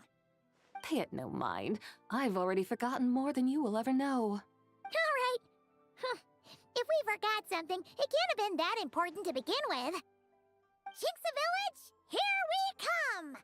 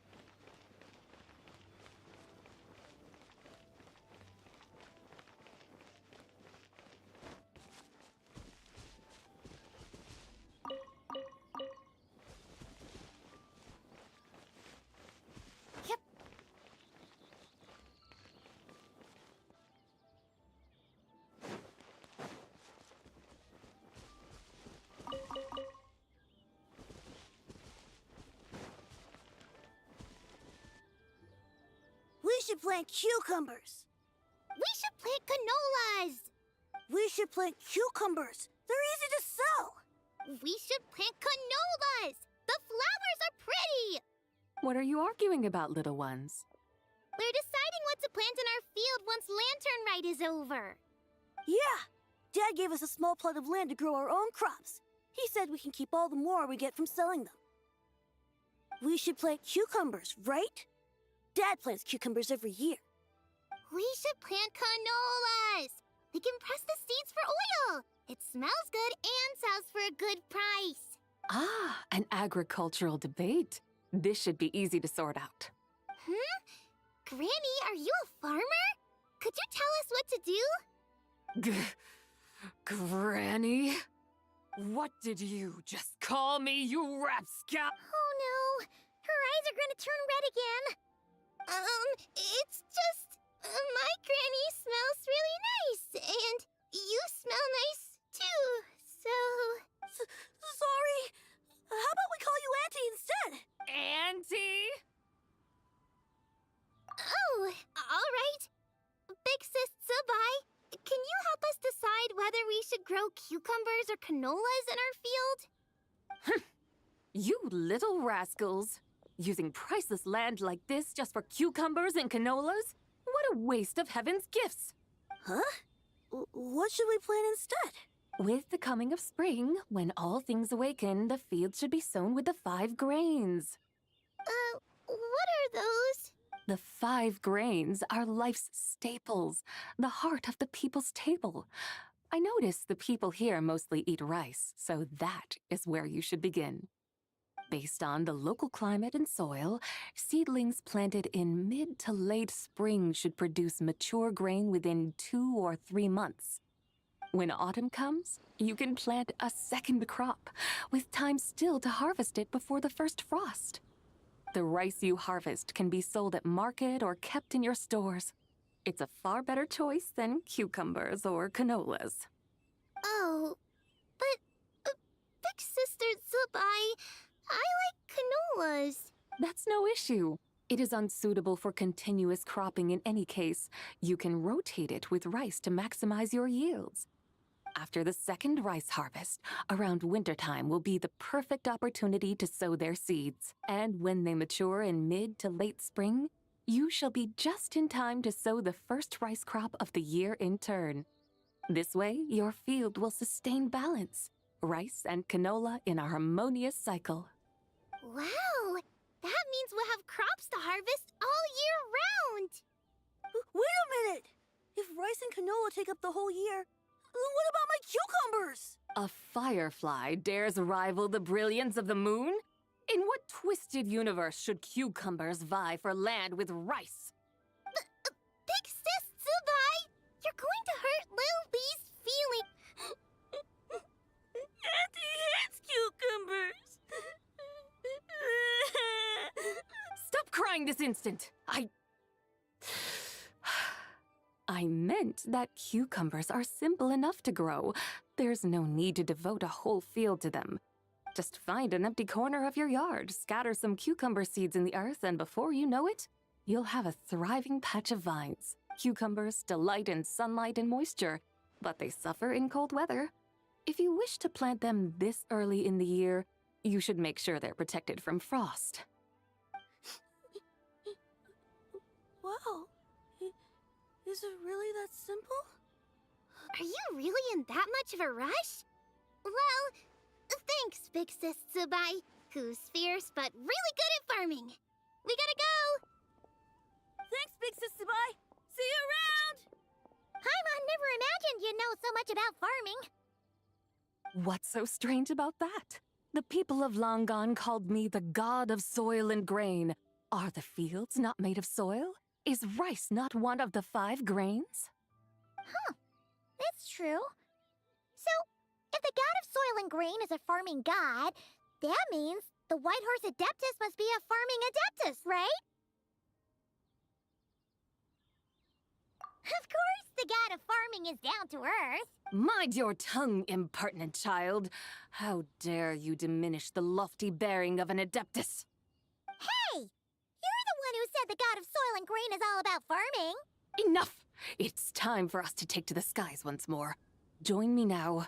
Witness the majesty of mountain, water, and field, and broaden your horizon.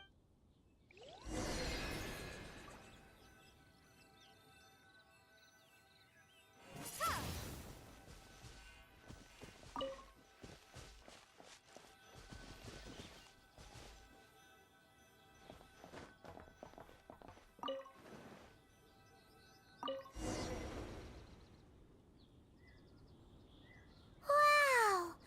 The terraces look so pretty from up here. The mountains tower like pagodas, the hills coiling at their feet like shells. Layers built upon layers, rising and falling in harmony. A truly unique and mesmerizing sight. Thinking about it, you have a special connection to this place, you know. A special connection? Yeah!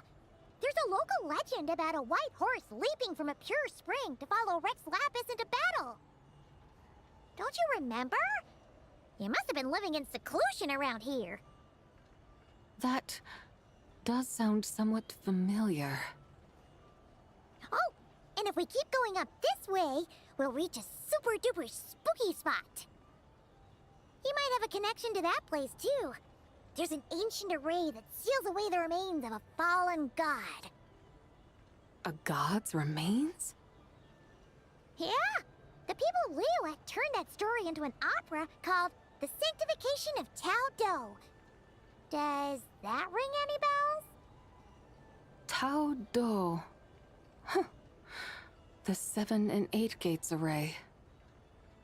That's right, that's right! You do remember! Bune, the god of the underworld, who could pacify the forces of life and death. Huh? So, Tao Do had another name? Let's go take a look.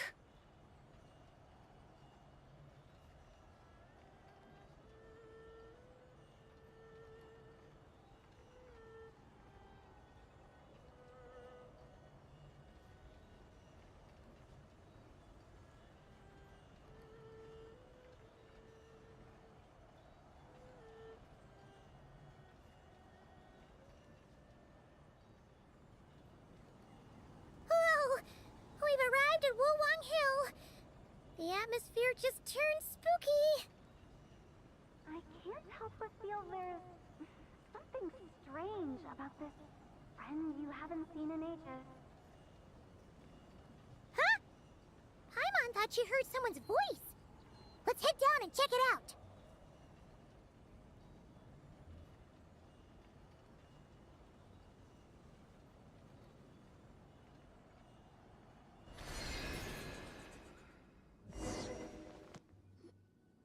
I can't help but feel there's something strange about this friend you haven't seen in ages. Strange? Whatever do you mean? Her strangeness defies description. This Miss Zabai is a full-blown enigma, don't you think? I'm afraid I have no idea what you're talking about. Aren't you worried about sending her all the way to Yilong Wharf on her own to buy tea? What if she gets lost? Where there are people, there are paths. Now I'm the one with no clue what you're saying. She can ask for directions. And then what? She will meet strangers in unfamiliar lands, build friendships, part ways. Hers will be a long journey indeed. The further the journey, the more footprints one leaves behind. The deeper those footprints, the harder it is for time to erase them. Ah, so you want her to make new friends? I see. But from what you say, it sounds as though she's not from Liyue. I believe she was not, but perhaps she will be. You're sounding stranger by the second. Huh. Oh, over there. Oh, look who's here. Hu Tao! Zhongli! What are you doing here? Traveler, Paimon, fancy meeting in a place like this. Oh my, and Miss Zabai too. Sounds like fate to me. We were taking Zabai to buy some tea from Yulong Wharf. Zhangli sent her there, though she didn't even know the way, and... Oh, drat! We forgot the tea! Oh, Paimon knew we were forgetting something! What's done is done. There's no need to dwell on it. Fresh tea grows with each passing year. Let fate deliver it as it wills. Exactly. You can get tea wherever you go. You're hardly running low now, are you? Paimon feels a lot better now that you've said that. Still, I'm a little confused. If you were buying tea, how did you end up all the way out here? We're taking Zabai on a sightseeing tour. We started at Liyue Harbor, stopped in at Yulong Wharf, went sightseeing around Xiaoying Village, made our way to Qingce Village, and now we're here. Wow, that is quite the itinerary. Yeah, actually, Paimon thinks it's about time we headed back. I'm here to pay my respects to my ancestors. My dear consultant kindly agreed to join me. It is Lantern Rite, after all. Adepti and ancestors should be venerated alike. Ancestors? Wait, could you be? Are you heir to the Wulong Kid? Or perhaps the lone butterfly of the Crimson Flame? Whoa, have you got all your memories back? Huh? Miss Zabai, you know about the Wangsheng funeral parlor and the 8 adepts? I happened to hear a storyteller expound on the sanctification of Taodo. Lots of people know that story, sure, but very few can discern my family lineage from just a glance. Well, Zhangli, your friend here really is quite something. Unfortunately, there's no time to dally right now. We have a hill to climb. Perhaps once today is done, we can find time to chat over tea, recite poetry, and admire the moon? That would be wonderful, Director Who. Oh, and before we go, you've been traipsing around all day. I suggest you stop off at the Wangshu Inn on your way back for a good night's rest. Wouldn't do to exhaust yourselves, Don't mention it. All right, we'll take our leave now. See you later. Hotel's so thoughtful. Why don't we follow her advice and stay at the Wangshu Inn tonight? Zabai, you can see the whole of Dihua Marsh from up there. The view's amazing. Plus, you can sample Smiley Yin-Xiao's cooking. Wangshu. An intriguing name. It couldn't hurt to check it out. Awesome! Let's go!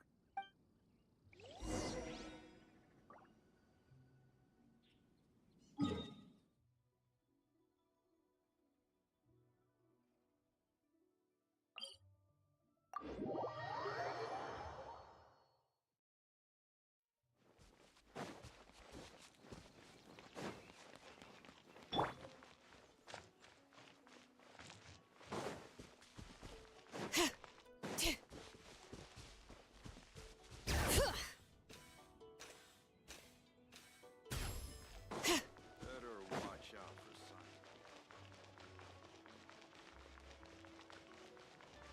something. Bring it!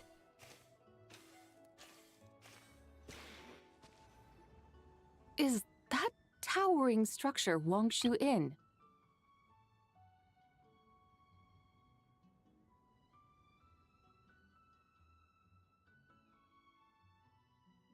Sure is. We can take the lift up from over there.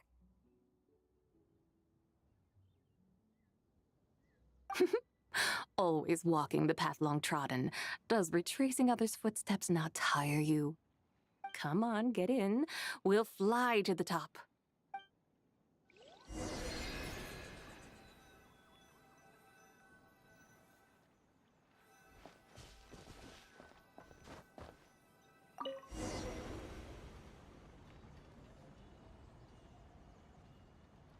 Are we really going to fly up to Wangshu Inn?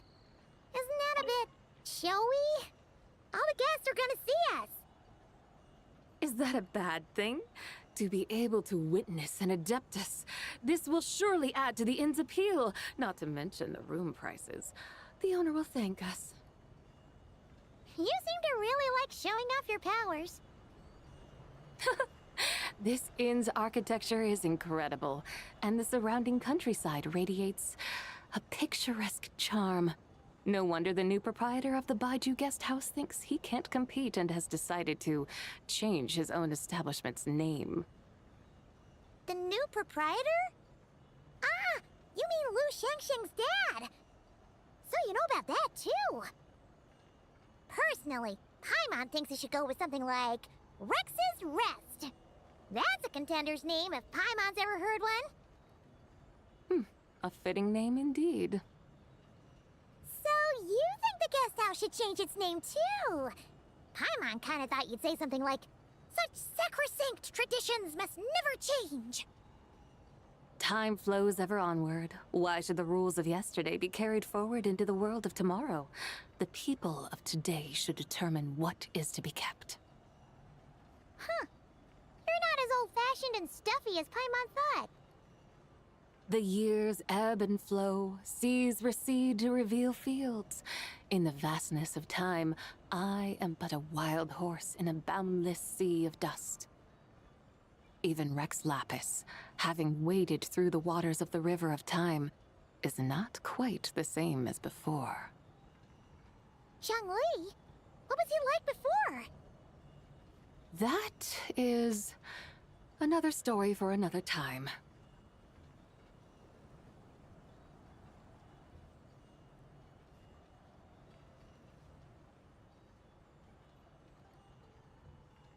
We have arrived.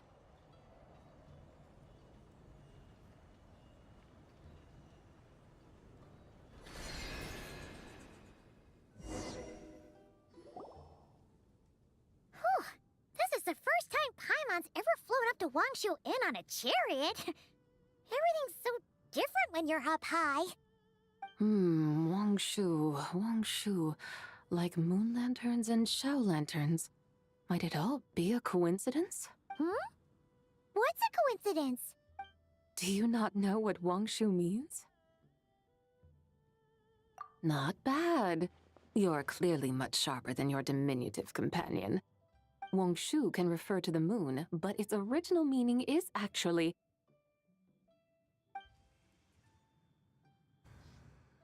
the goddess who rides the bright moon's chariot.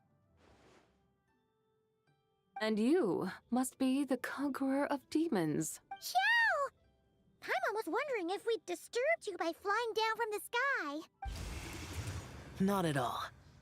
I sensed an unusual presence long before you arrived, though I didn't expect it to be you in a flying chariot. Ah, a witness at last. I was starting to think we should fly a bit lower. It would be awfully dull if no one ends up marveling at my lofty bearing. No need. This is already showy enough. I'm not one to do good from the shadows, as Rex Lapis is wont to do.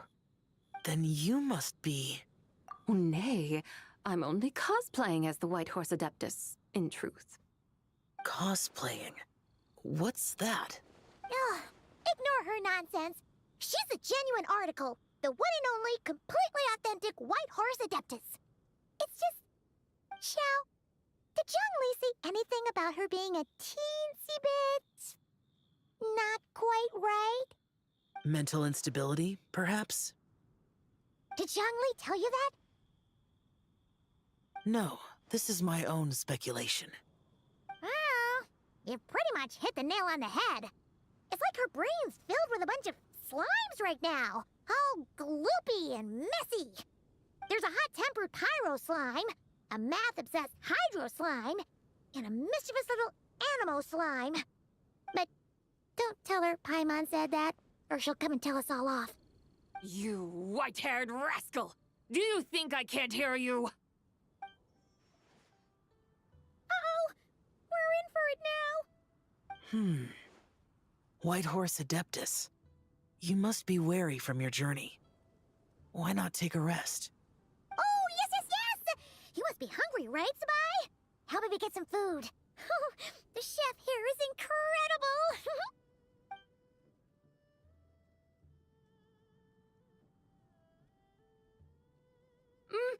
It's so hot! So spicy! Are you okay? Do you want Paimon to get you some water?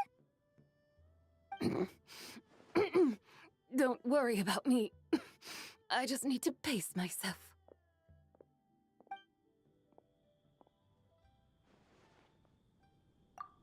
So, regarding your friend and her condition, does even the Lord of Geo have no solution?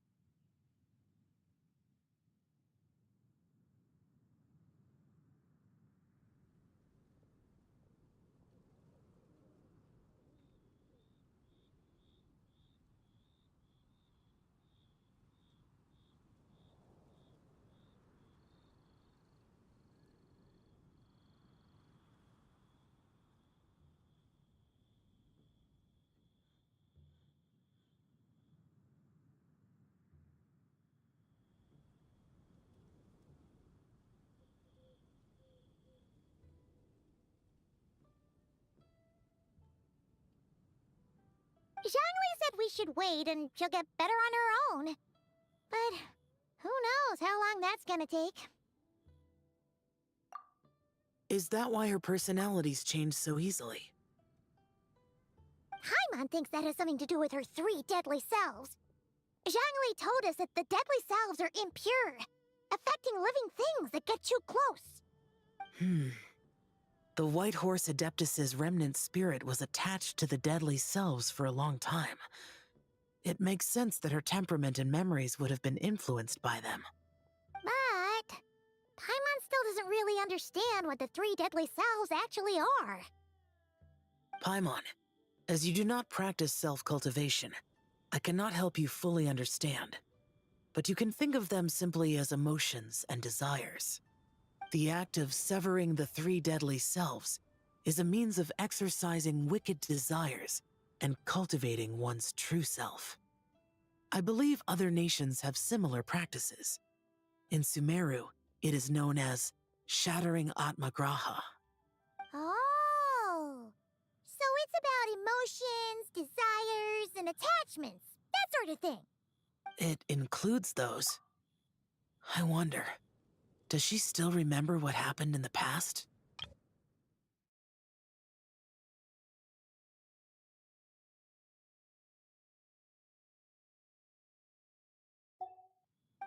Some of it, but right now, it's like she was suddenly awakened. Like she's still half dreaming. The half that's still dreaming might remember things, but the half that's awake doesn't quite get it. Conqueror of demons, are you looking to learn about Rex Lapis's past from me? You are an old friend of his, so please, call me by my name.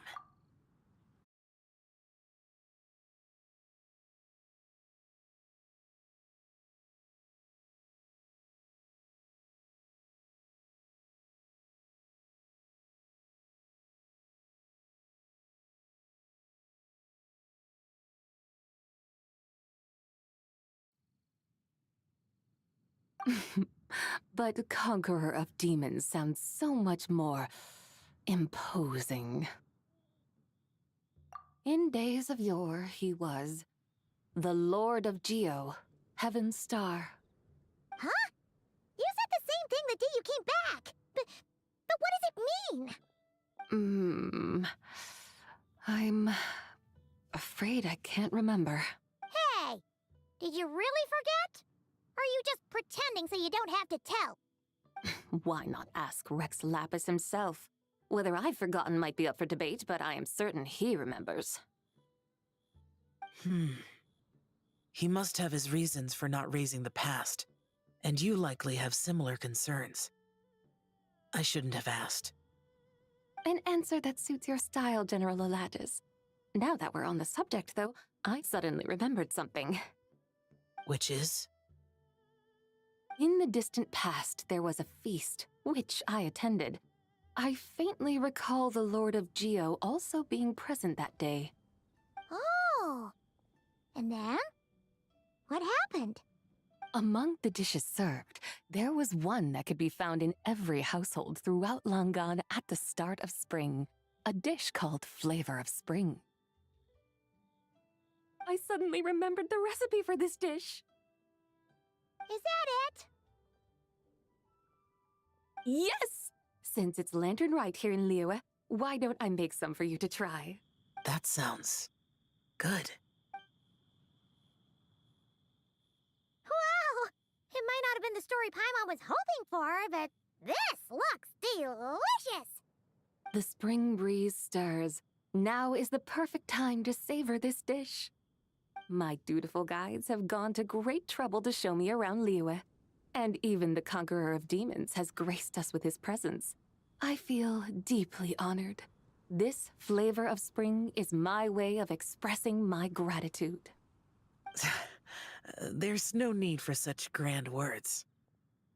What's this? Hey! It's that broken jade token from the Antiques exhibition! Indeed. This was once an Adepto treasure of mine. I'm amazed it ended up in your hands. Alas, it serves little purpose now in its fractured state. Please, keep it as a memento. Oh, that's a shame. Can't we fix it? This is the way of the world. Once jade is broken, it can never be made whole. Then, what about forging a new one? That is a good point. That it has ended up in your hands must be a message from fate. I could try to craft it into a little trinket for you. One that might prove useful on your journey. Ooh! What sort of trinket? It's just a passing thought, one that will require the right opportunity. I'll think about it more when the time comes. Now that we've had our fill, we should get some rest. Tomorrow we return to Liyue Harbor, where I'll have need of your guidance once more.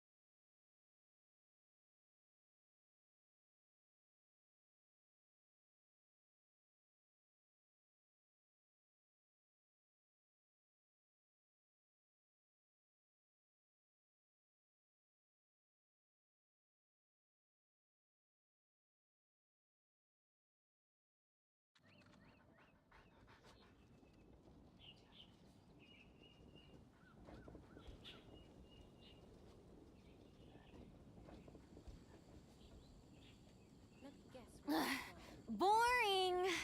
Isn't there anything else more interesting to do?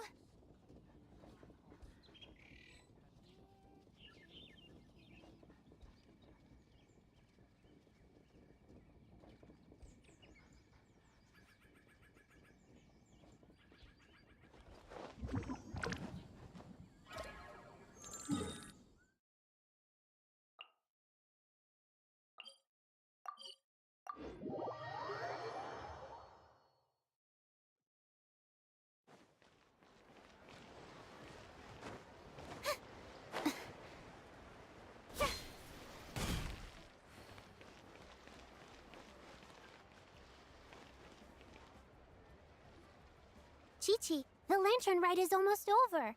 Do you remember how to make a Shao lantern? Morning, split bamboo, traveler. And get silk, make Paimon. You've got it all mixed up again. They're here again. Yow! Looking good in that new outfit, huh? Hey, it's Paimon! Dr. Baiju gave this to me as a gift. How does it suit me? Thank you. Wow! What happened for Baiju to suddenly give you a brand new outfit, Yao Yao? Dr. Baiju is thanking Yao Yao for teaching me to make Shao lanterns. Chi-Chi and I were just playing together. Dr. Baiju's too kind. Oh, yeah, take a look at this. Dr. Baiju gave me these clothes, but it was Chi-Chi who wove this little basket. Wow, that's beautiful. When did you become so good with your hands, Chi-Chi? I learned to make Shao lanterns, thanks to Yao Yao. I also made a wish. What do I always say? The White Horse Adeptus answers prayers. Come, help this old man make an offering in thanks. Huh? Mr. Liu? What did you pray for? For my idiot son to finally come to his senses and not change Baiju Guest House's name, which he has. Huh? He's keeping the old name? Listen to this. My granddaughter planted a tea seedling in our village just a few days ago. She made a prayer to the White Horse Adeptus to help it grow. Overnight, her seedling flourished into a mature tea tree. Oh, that sure does sound like a miracle. Could the White Horse Adeptus really have helped it grow? Of course she did. Oh, White Horse Adeptus, how blessed is our family over whom you keep watch. Truly, this is an extraordinary miracle. You must record it in your family history without delay. Of course. Huh? Is that you, Miss Zebai? Indeed. I have a long-term booking at your guest house. Yes, I recall. Mr. Zhongli said to charge your expenses to the Wangsheng funeral parlor, if I remember correctly. That's Zhang Li. Always making trouble for poor Hu Tao. I noticed when you were here last that you bear a striking resemblance to the pictures of the White Horse Adeptus in my family history. You both have golden eyes. Perhaps fate has had a hand in our meeting. And a glad meeting it is, Miss Zebai. Now, why don't I gift you some tea from my garden to celebrate this encounter? We grow Sunglaw tea there, and it has quite the reputation throughout Yilong Wharf. I hope you will accept it. Oh! Sunglaw, buy 10 boxes, get half off teas, back on the menu. Buy 10 boxes, get half off? Don't be silly. This is a gift. It's free. Woohoo! Nice! Thank you so much, Boss Lou. There's no need to thank me. You're a visitor from out of town, which makes you an honored guest. Make yourself at home. Lantern Rite may have ended, but the streets are still bustling with activity. Make sure to take everything in, meet some new friends, and enjoy your time here. And that goes for you kids as well. Happy Lantern Rite. Got it, Mr. Liu. Happy... Lantern Rite. Yeah! Happy Lantern Rite, everyone! Happy Lantern Rite indeed.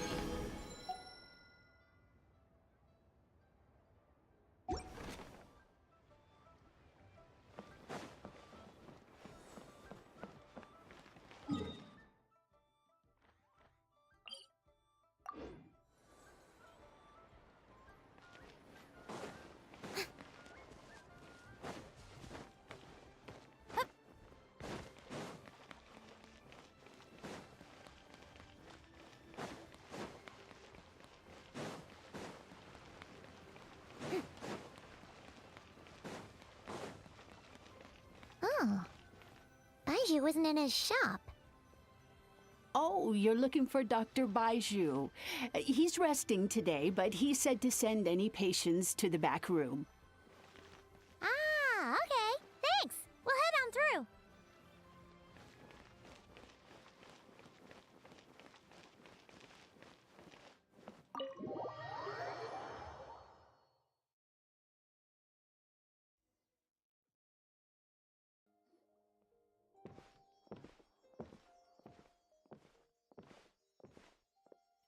Traveler, Paimon, welcome. What can I do for you? It's the Traveler. She looks absolutely beat these days. She has these huge dark circles around her eyes, like she hasn't slept a wink. And she keeps spacing out. You have to call her name several times before she snaps out of it. What do you think it is? Is she sick? Very peculiar. In all the time we've been acquainted, this is the first time you've come to me with a health complaint. Come, let me take a look at you.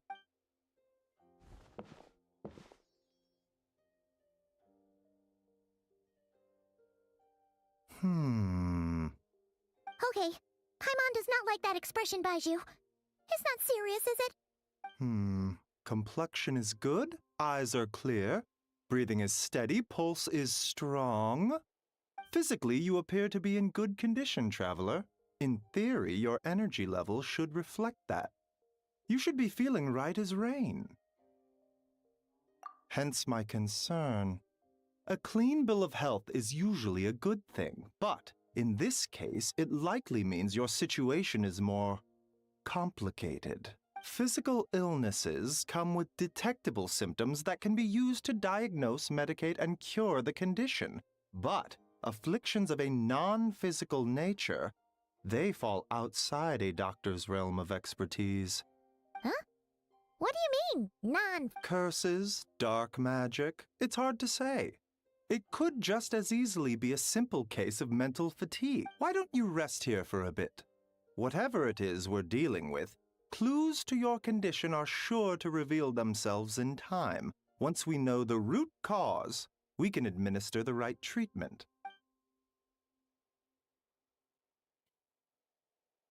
In the meantime, Changsheng and I will review the relevant literature for afflictions that present with mental fatigue.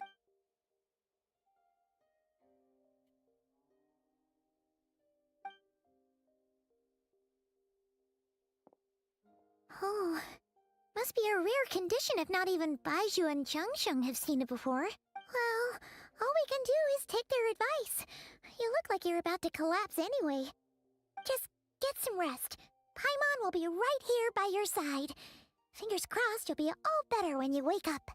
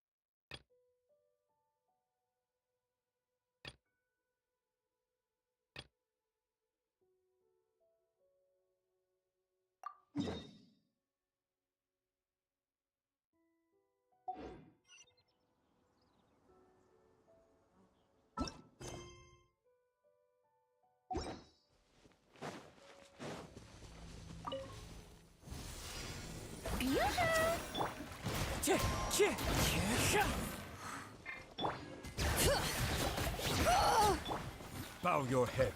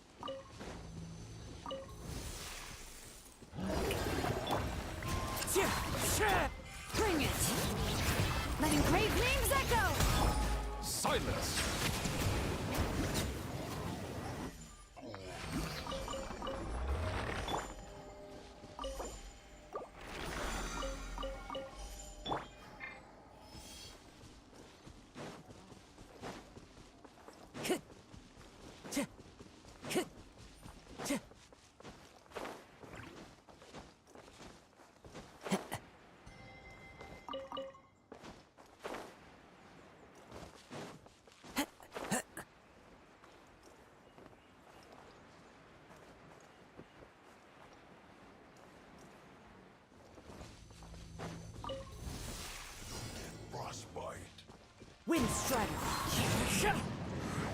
Fallen leaves. Adorn my Strike a pose! Settle down!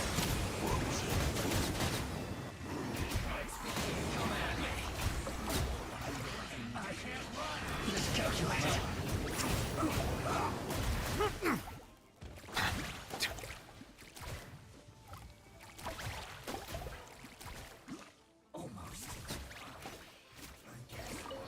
This is it.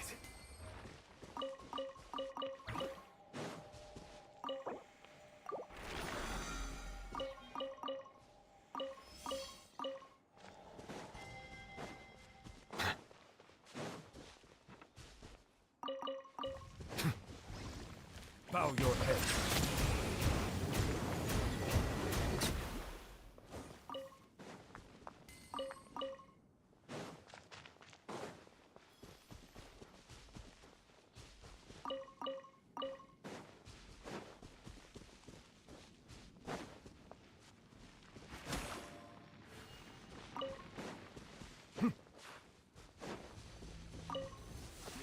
Silence!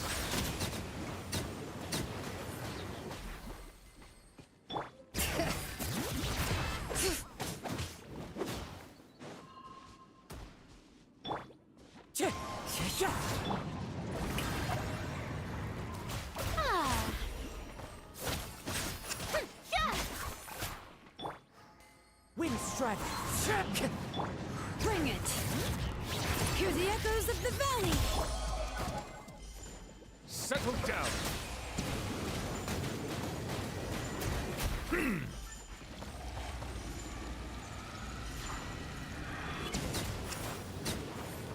An oversight on my part. Silence!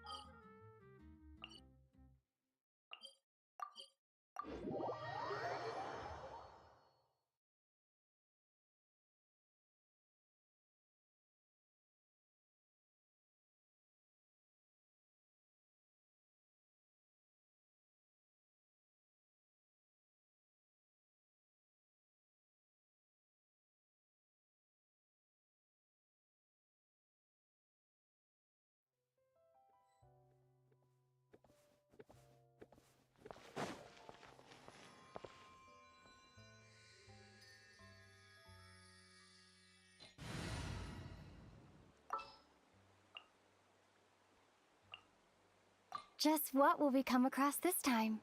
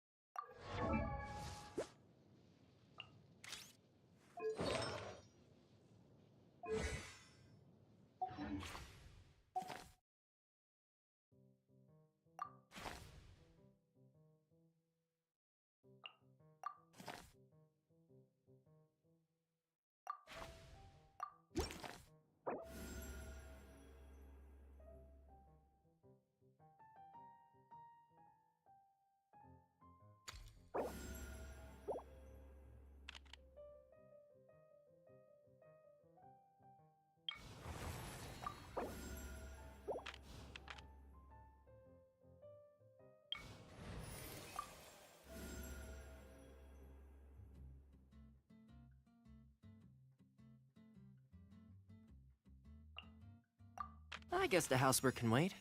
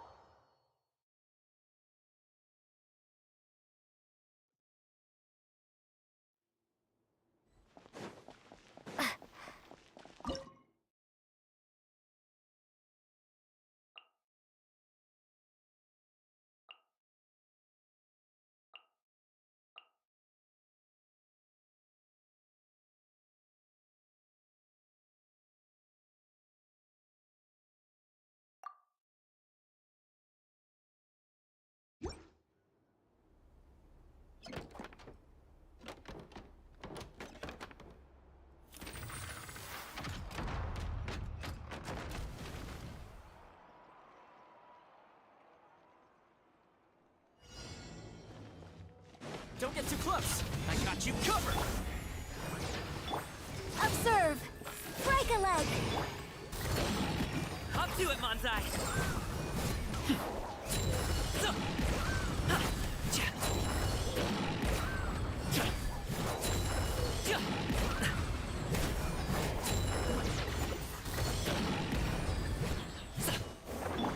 Fire it up.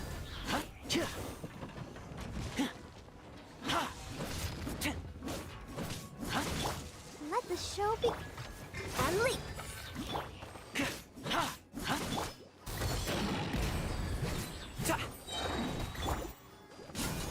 Here's backup! Mighty mythical beast!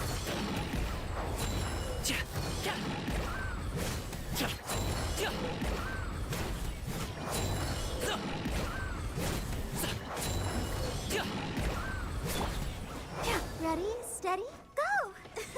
I'll protect us. Check this out!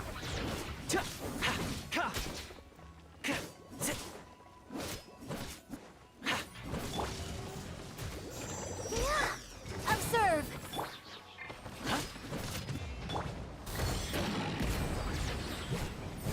Fire it up! Supporting fire! Observe! Strike is one!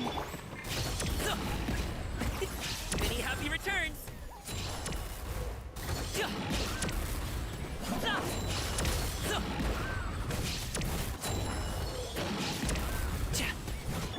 Don't get too close! Observe! No pain, no gain!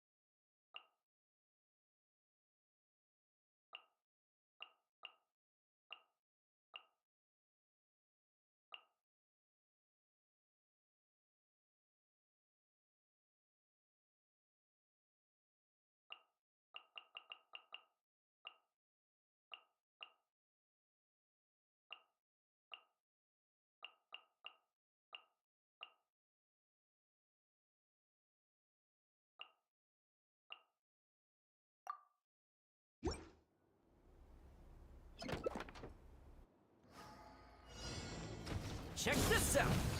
I got you covered! Let's dance! Flags up! Your grand finale!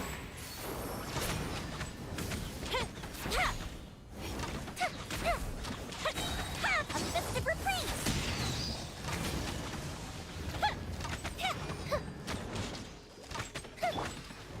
Come on! We can do it! Don't get too close! Observe! Break a leg! Time for a light show!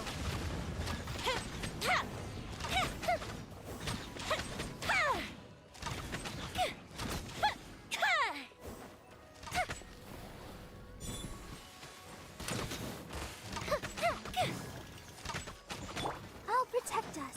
Check this out! Supporting fire! Observe!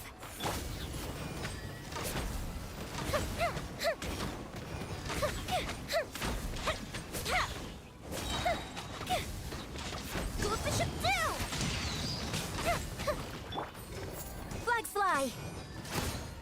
Your grand finale! Fire it up! Fire hazard!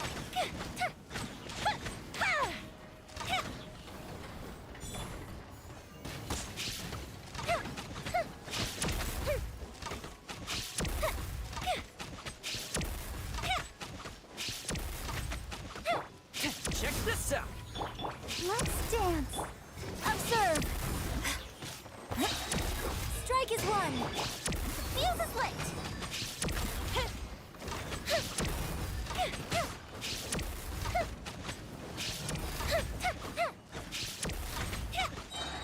A festive reprise.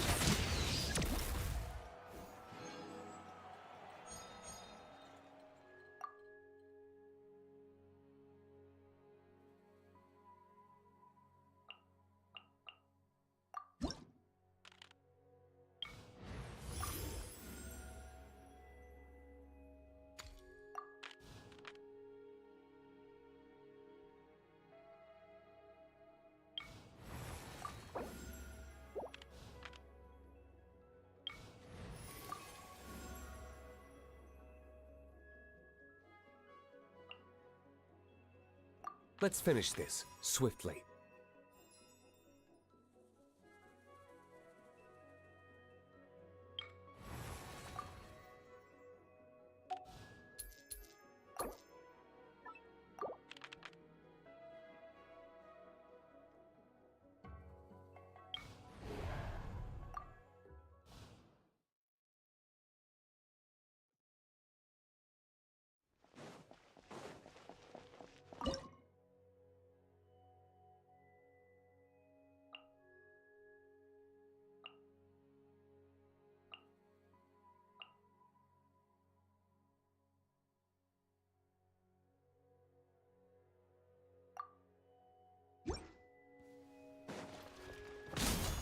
Here's backup! Mighty mythical beast!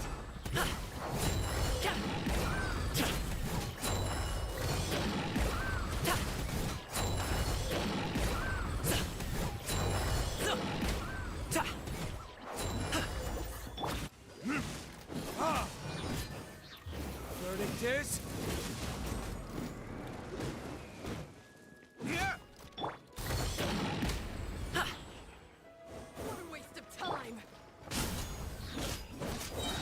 you covered!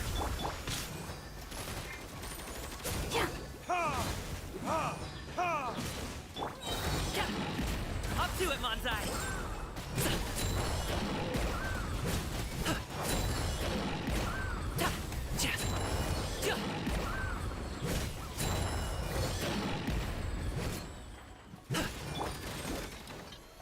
Don't get too close!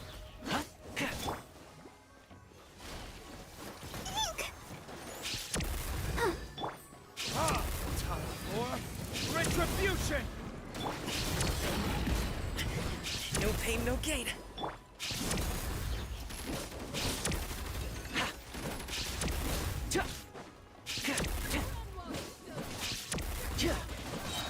Supporting fire! Forget about me. Just...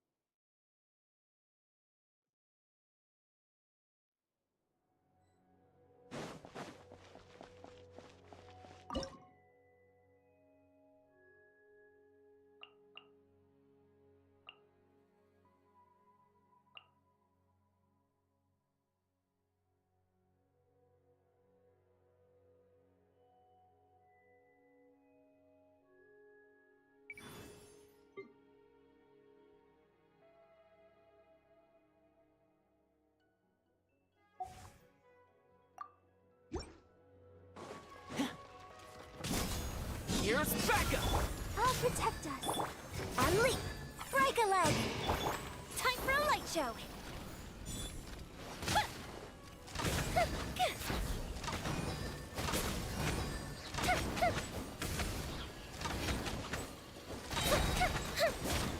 Go the ship down! Check this out! La la la la. Fire hazard!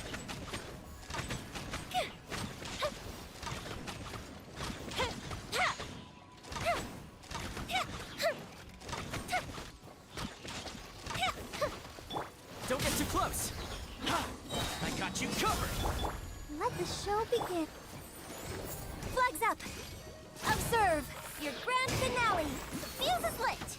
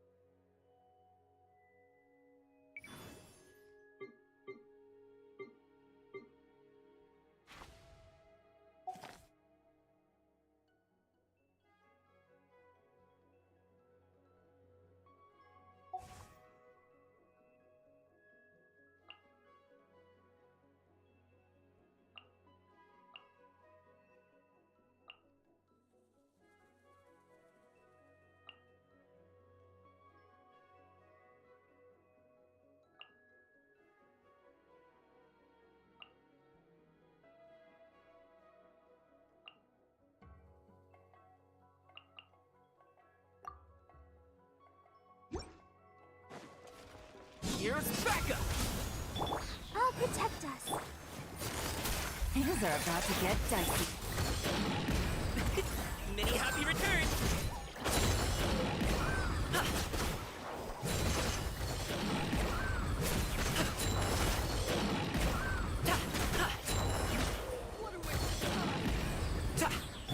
Don't get too close! I got you covered! Busted. Game's up. Fun's over. Let the show begin. Up to it, Manzai!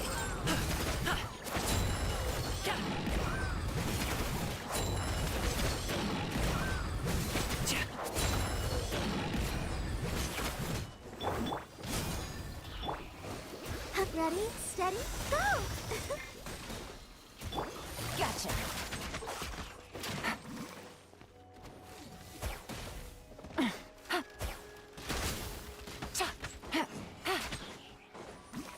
Busted. Things are about to get dicey. Check this out! Supporting fire! Mini happy return!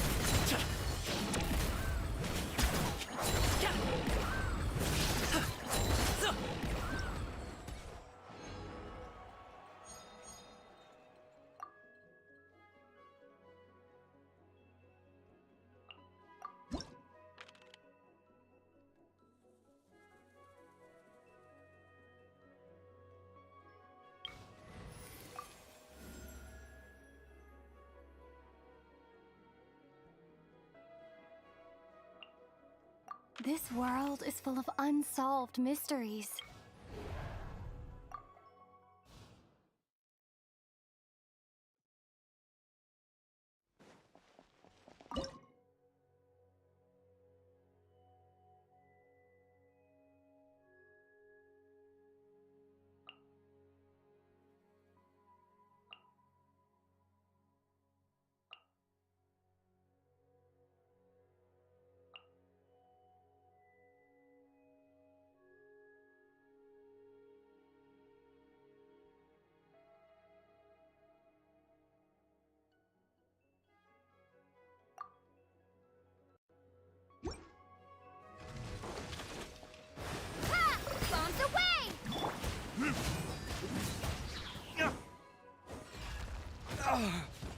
Burn!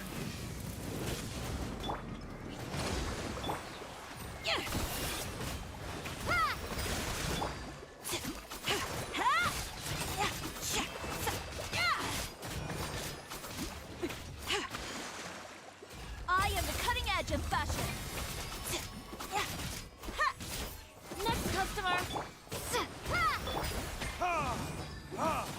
Hold the line. Billowing surge.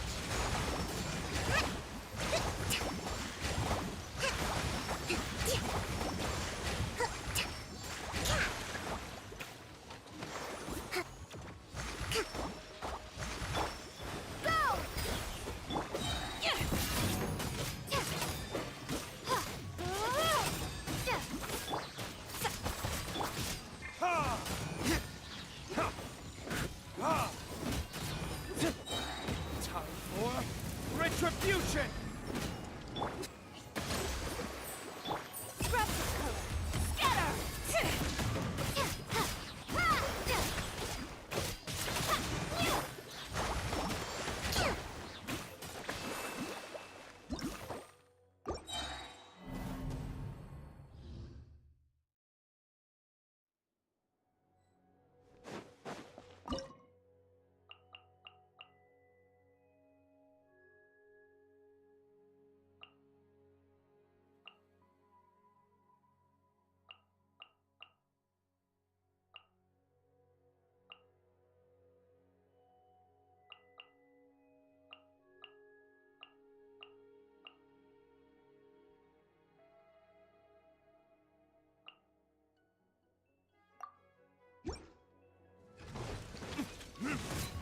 Verdict is...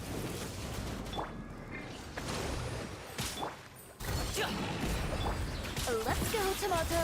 Delicate as silk.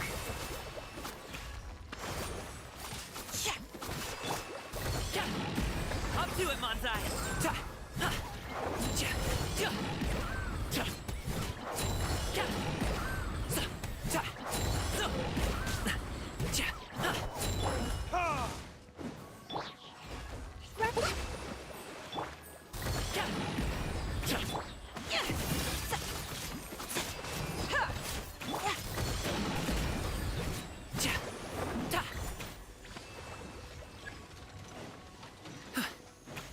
Alley-oop!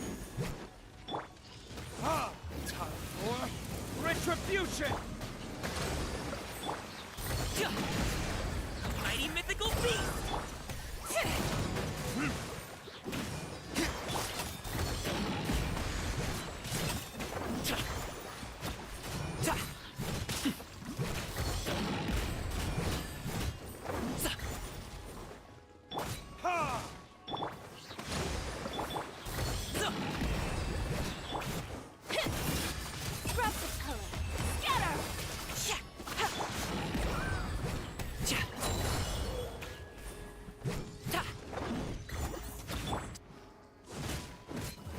Verdict is... Allow me!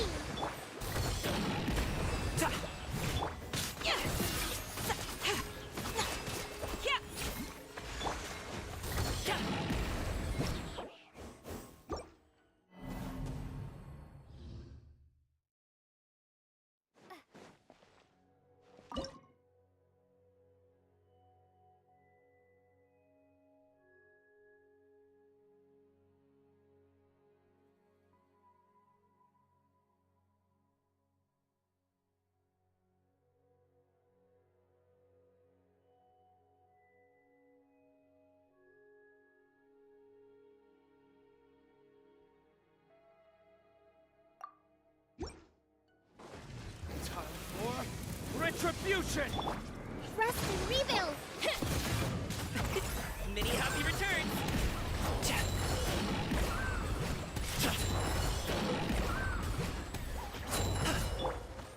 Delicate as silk.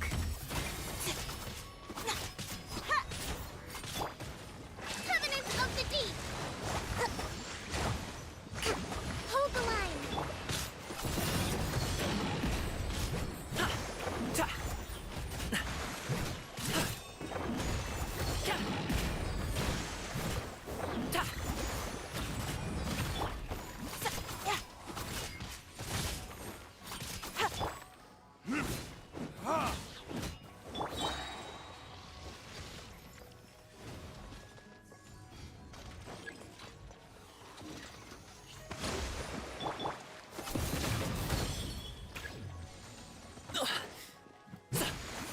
Up to it, Manzai!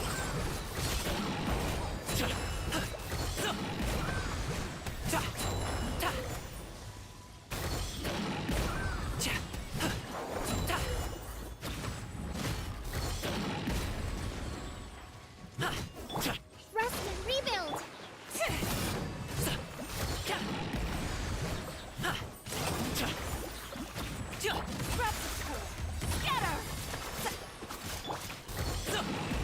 Mighty mythical beast!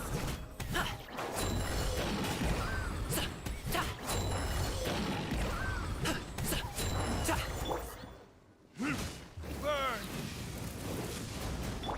Allow me!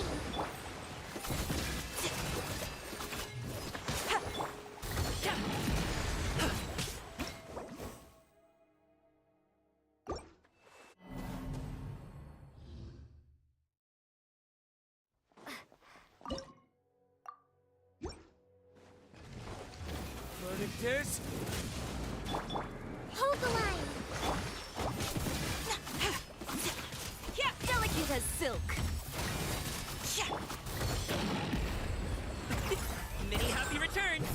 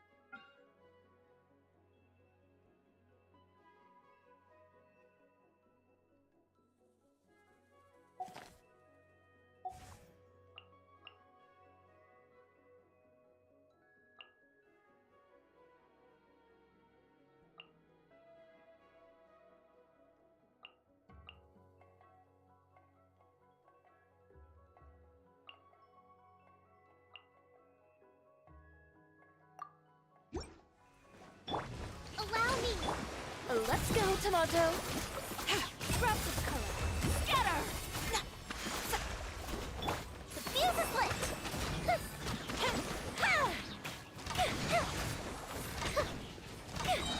Here come the fireworks! Hold the line! Time for a light show!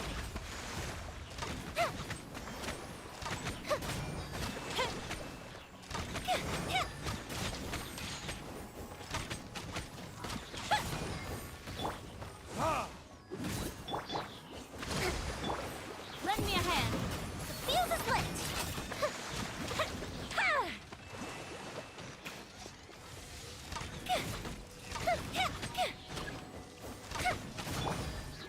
Billowing surge.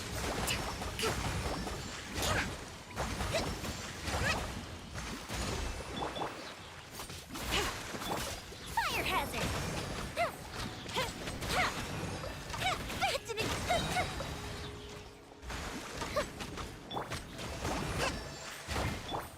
Next comes Move the ship down! Time for a light show!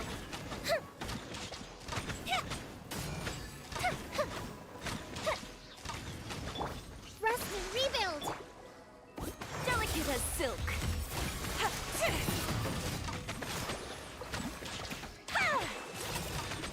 The fuse is lit!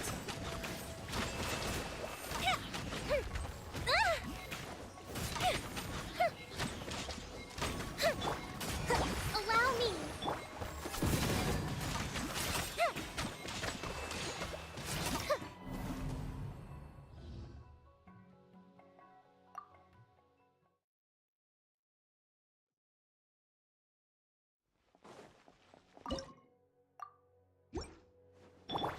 Rust and rebuild.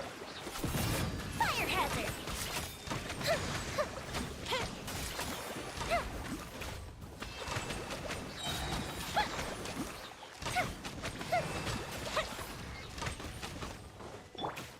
Torrent, bring refuge!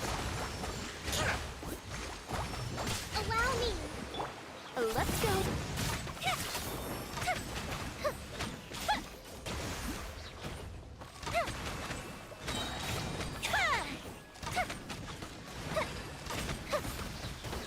Here come the fireworks!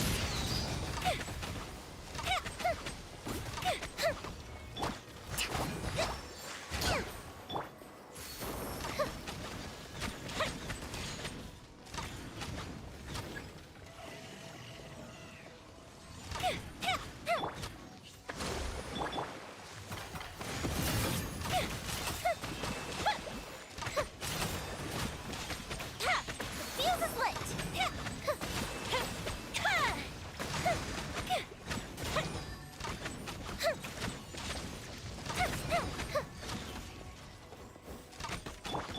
Rust and rebuild! Fire hazard!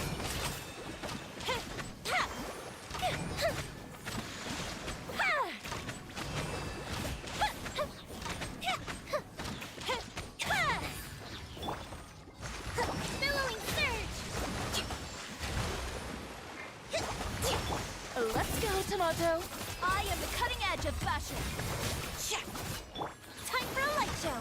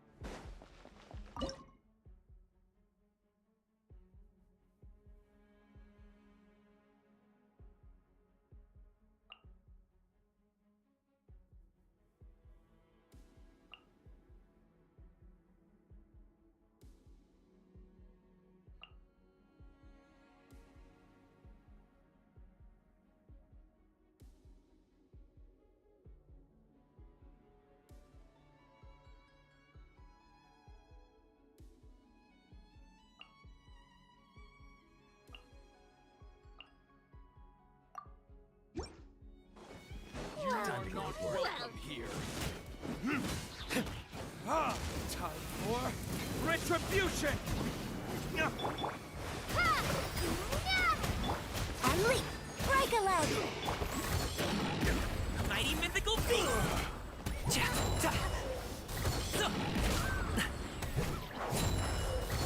that all you've got?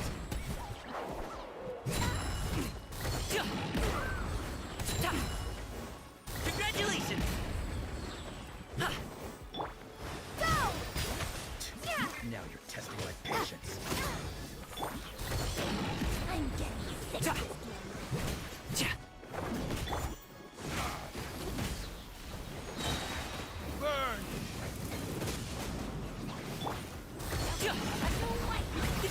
Many happy returns!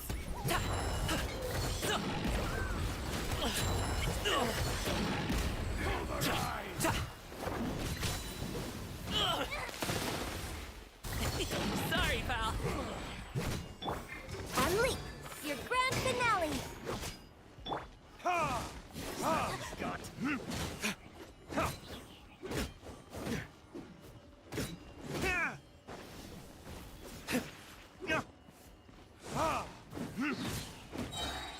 Time for retribution!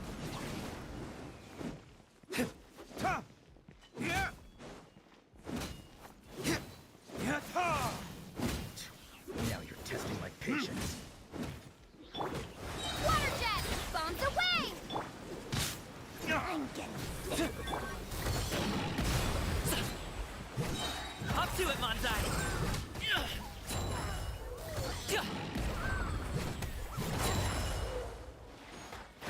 Stop it now!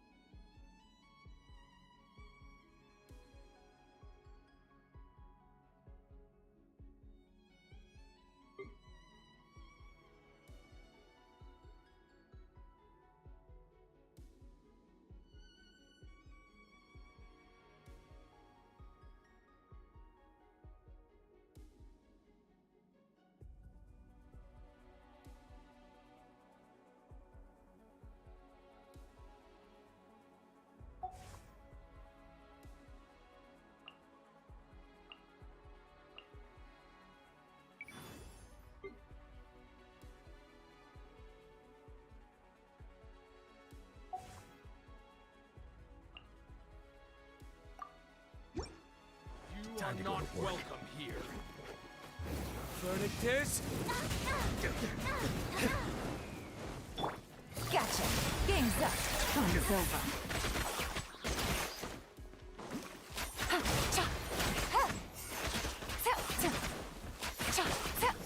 Busted.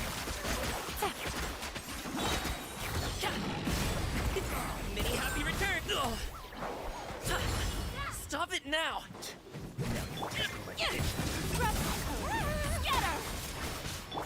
Quietly now. Things are about to get dicey.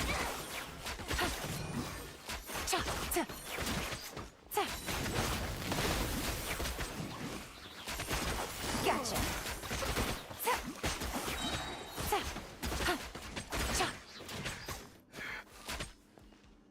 Game's up. Fun's over.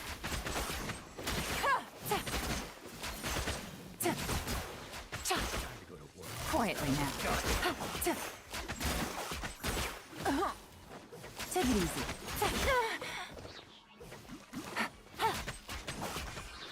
Gotcha. Here comes the catch. Take it easy. Mighty mythical beast!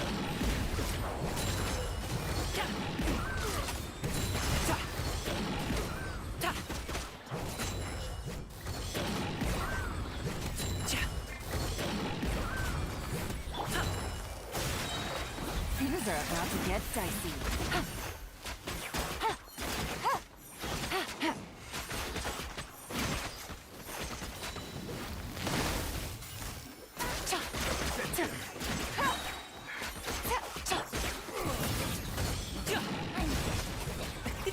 Many happy returns. Busted. Game's up. Fun's over. Now.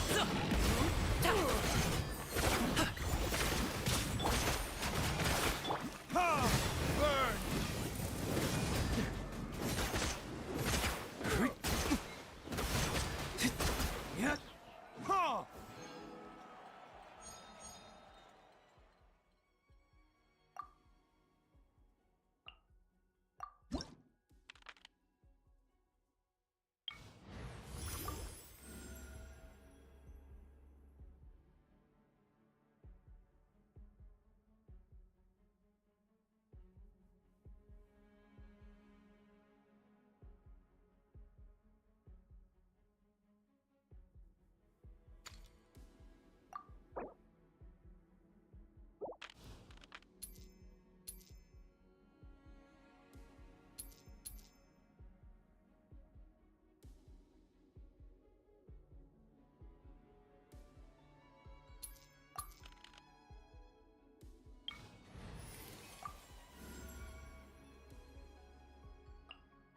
Good eye.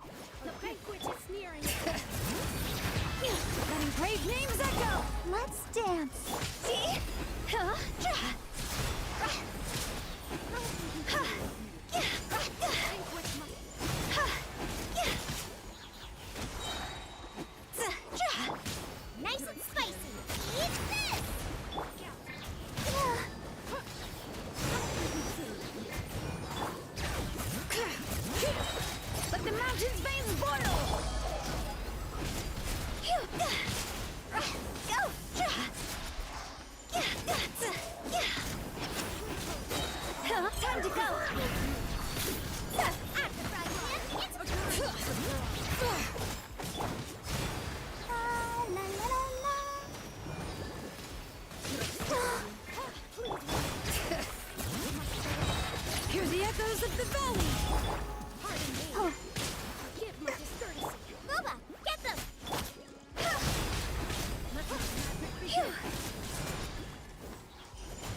Savor the show in peace. Go! Go! Nice and spicy! Let the show begin! Bring it!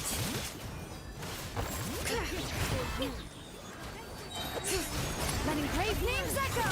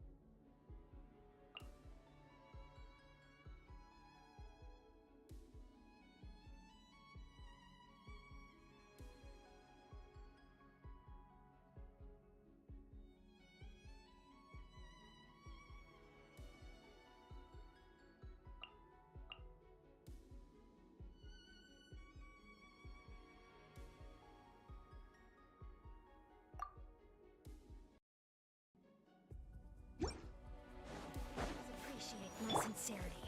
Please Be silent. Hands where I can see 'em! Let the mountain's veins boil! The night cometh.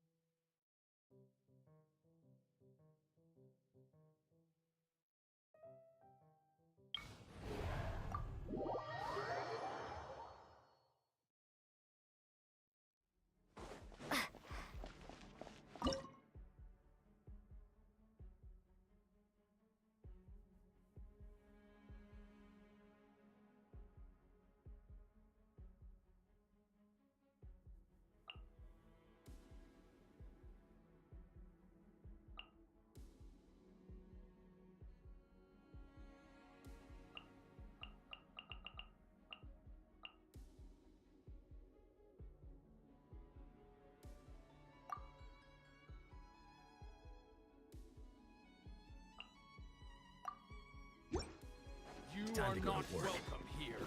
Time for retribution!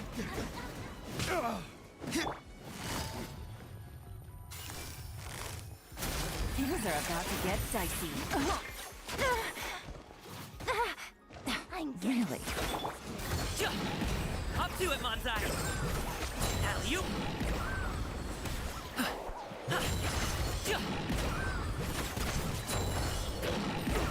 Let's end this now!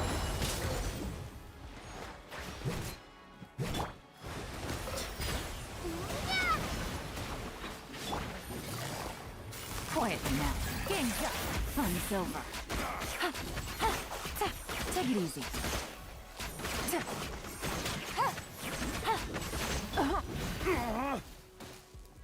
Burn! Pulverize! Go!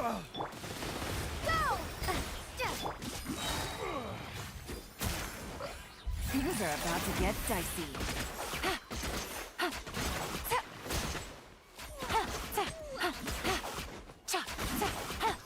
Busted.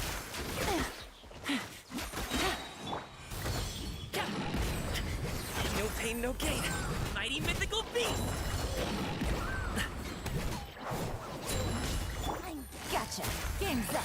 Fun's over. that all you got? Testing my patience. Quietly now. No!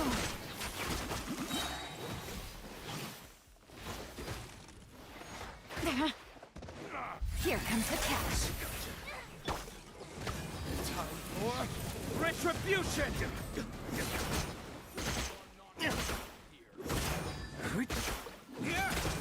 Let's end this now!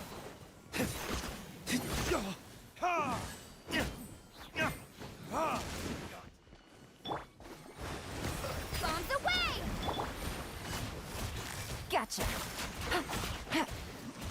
Things are about to get dicey.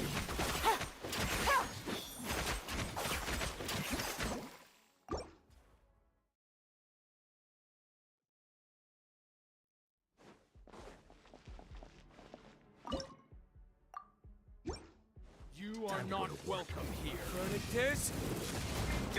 Game's up. On silver. Quietly now. Take it easy.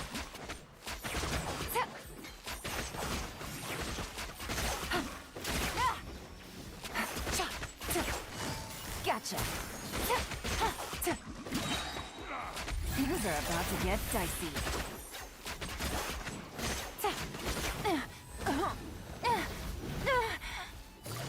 Busted.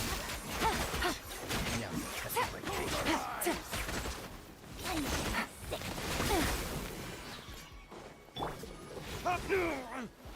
Burn! Water jet! Gotcha. Game's up. On silver. Sorry, pal. Many happy returns.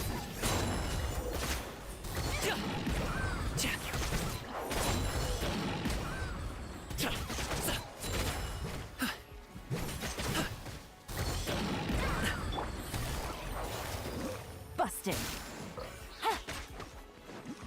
Here comes the catch.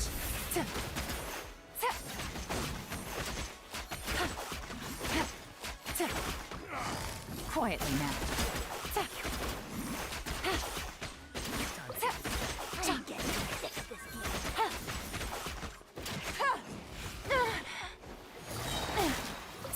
Things are about to get dicey. Mighty mythical beast!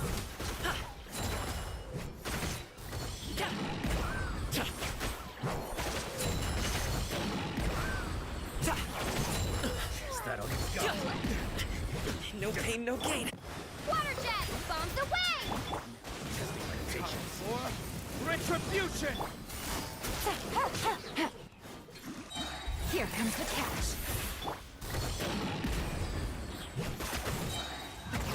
Many happy returns!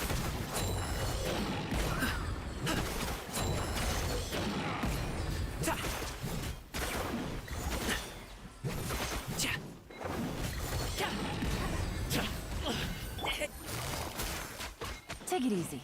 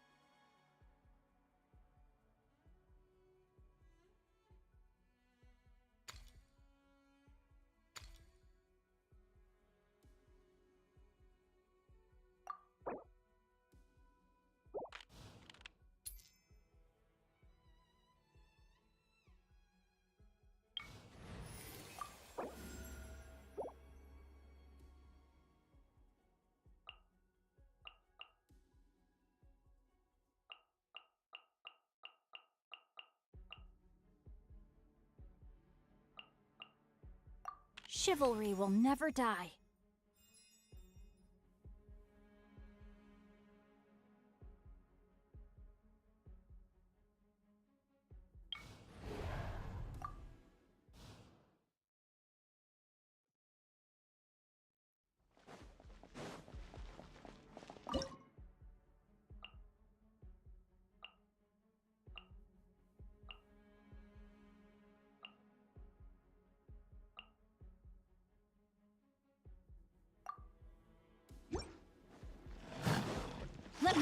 verse. No, my sword! Huh? Eat this! Let's dance. Up to it, Manzai!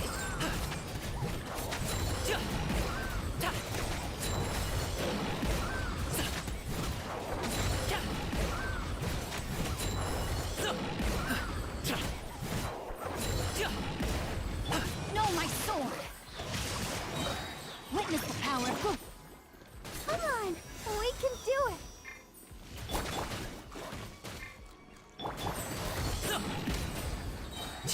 Mighty mythical beast!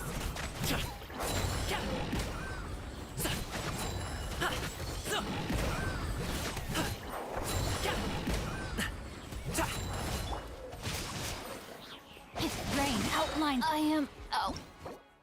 outplayed.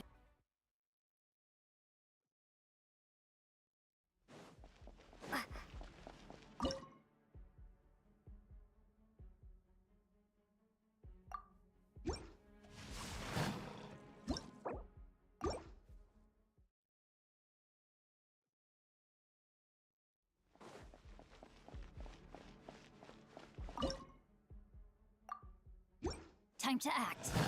Let me weave you a verse. No, my sword! Huh? I'll protect us. Many happy returns!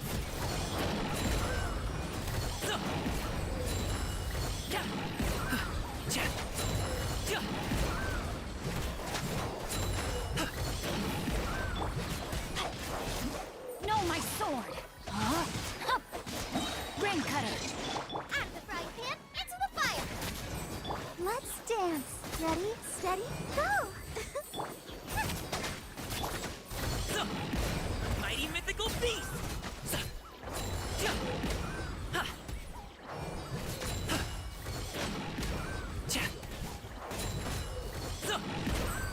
No, my sword! Huh? Hup! Let me weave you a verse. Boba, get them! Eat this! Still breathing. Many happy returns!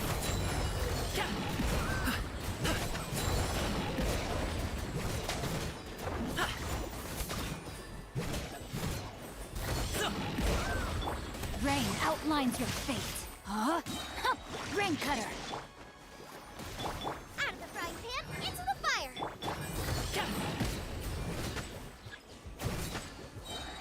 Mighty mythical beast! La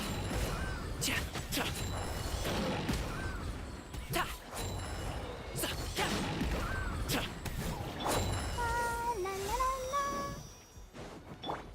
No, my sword! Boba, get them! You're toast! Go, Barbara, go!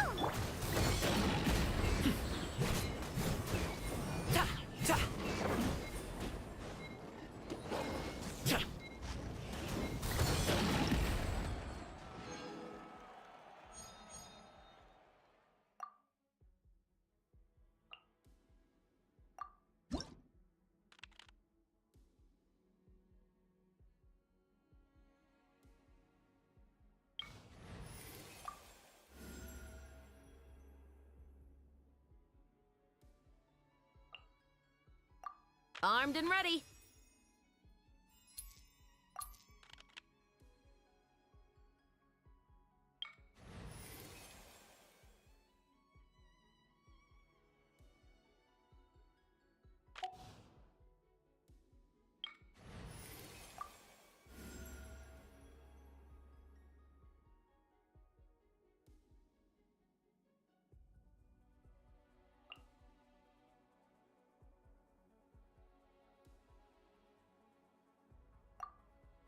An insurmountable problem, I presume.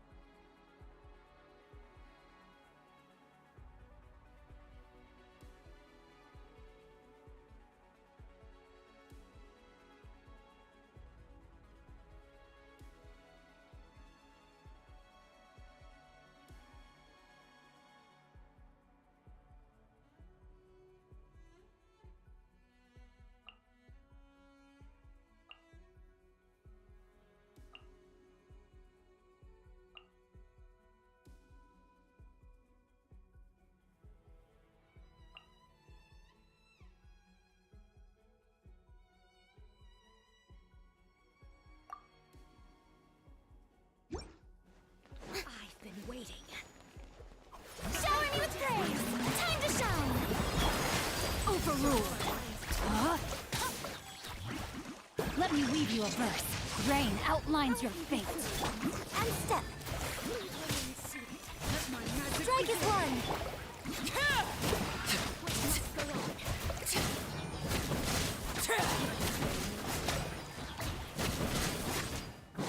Transfixed. This is where you fall. Let my name echo in song! Witness the power of Gugwa. Observe.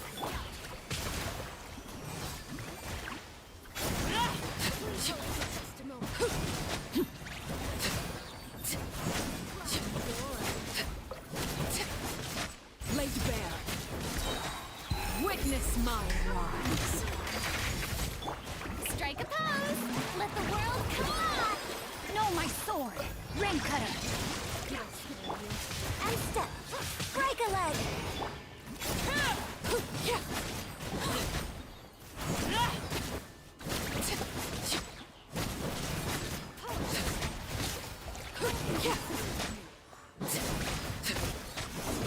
Overruled. Shower me with praise! Time to shine! Rain outlines your fate. Witness the power of Gugwa. This is where you fall.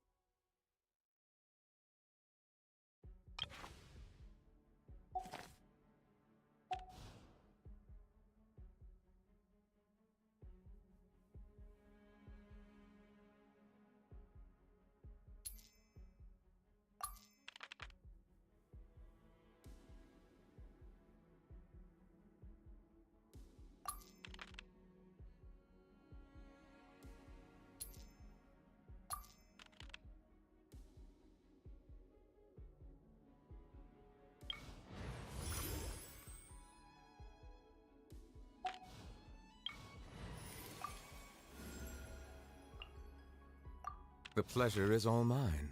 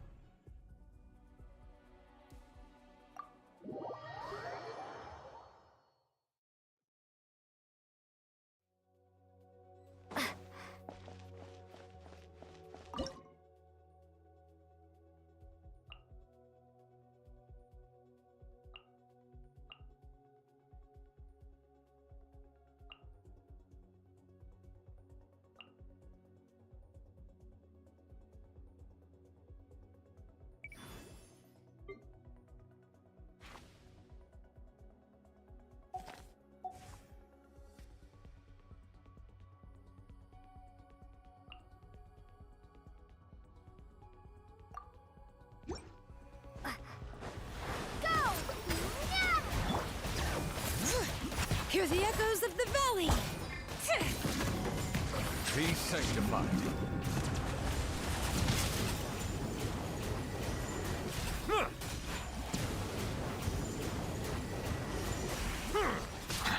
Bow your head.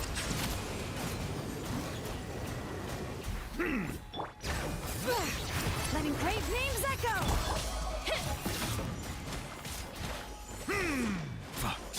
Delicate as silk. Settle down.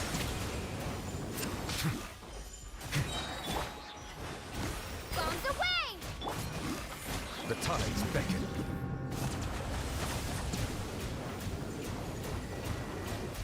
Bow your head.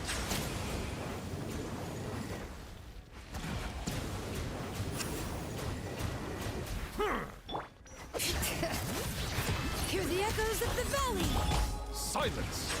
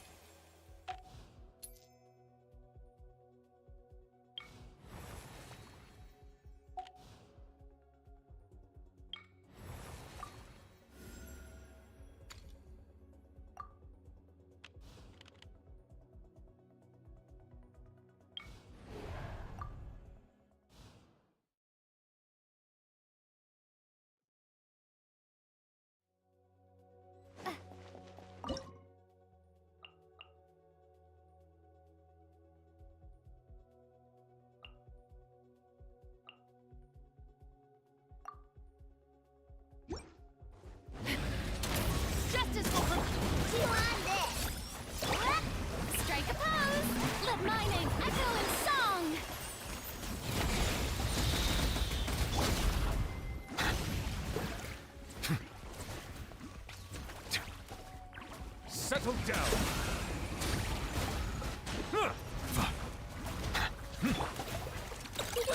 Go claw! Let the mighty be humble! Silence!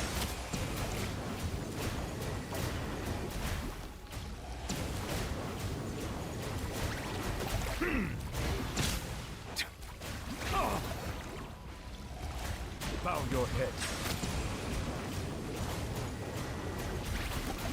Justice is blindside. Look, Yoo-hoo! Let the world come alive! Settle down. Be sanctified.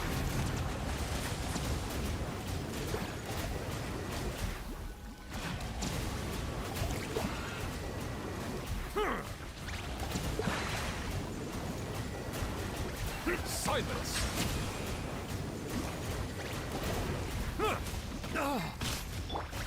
Final warning! You asked for... Lash it! Strike a pose! Let my name echo in...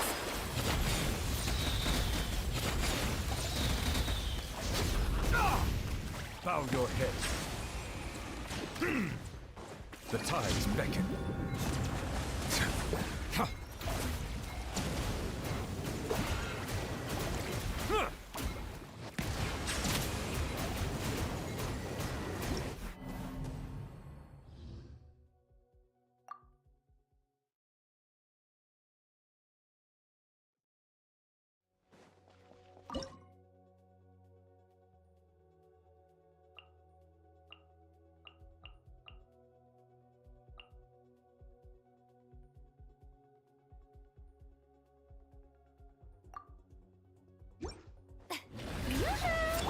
Bring it! Let the mountain's veins boil! Let the world come alive! Ding dong water bomb! Chew on this!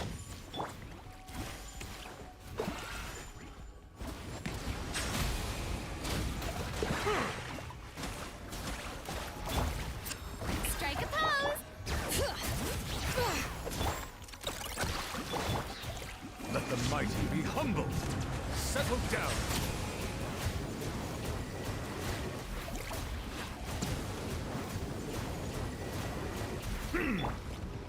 Let my name echo in song!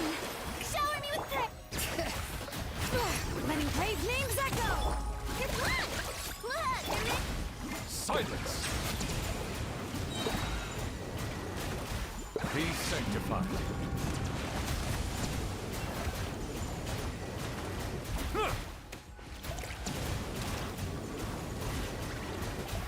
Bow your head.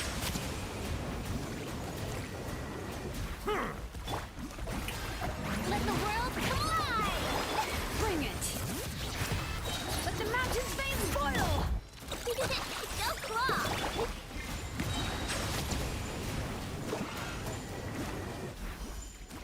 Let the mighty be humble.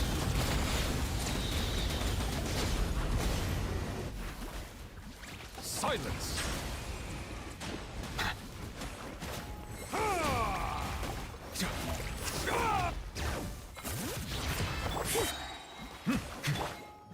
Yoo-hoo! Time to shine!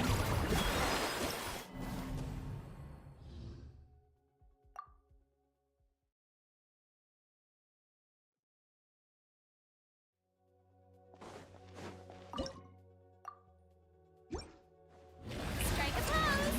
Let my name echo in... Hear the echoes of the valley! Look, a rainbow!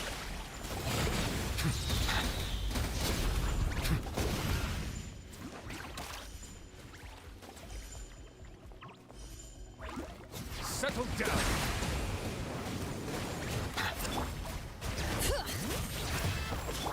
Be sanctified.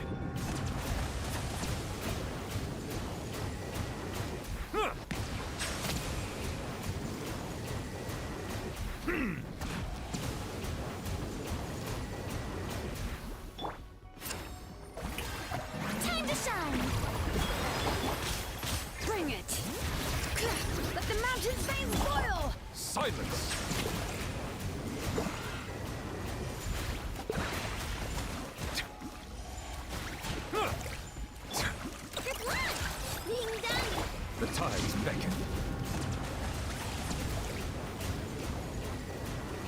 Bow your head.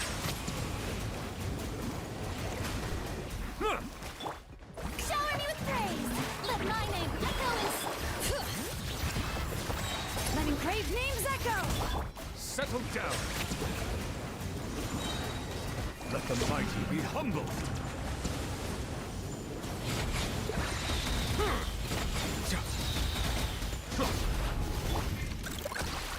Lash attack!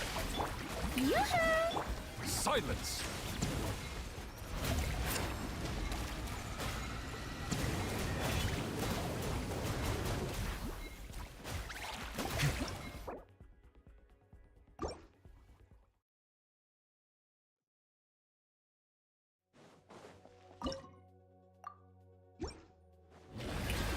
Let the world come alive! Bring it! Hear the echoes of the valley!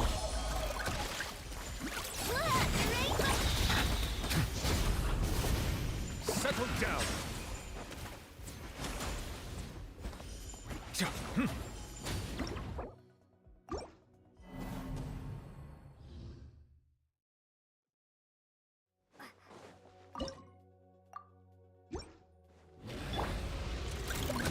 Ding dong, butterbug!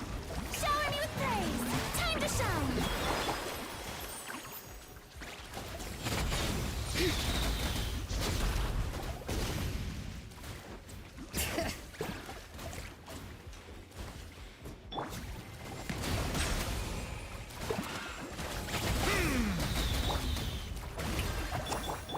Bring it!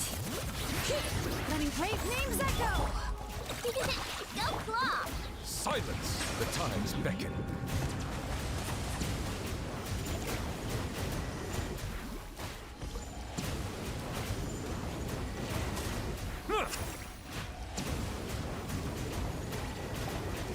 Settle down. Let the world come alive! Hear the echoes of the valley! Let the mighty be humbled. Bow your head.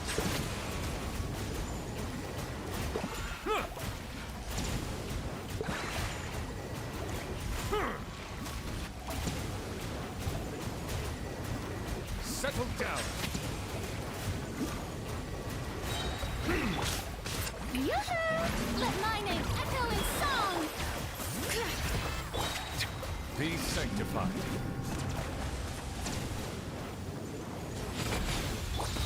Look! Look, the rainbow!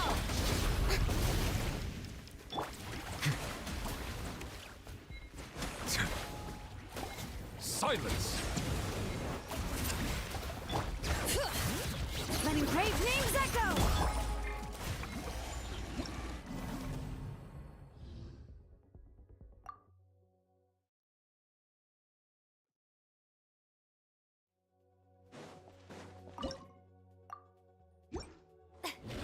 Strike a pose! Bring it!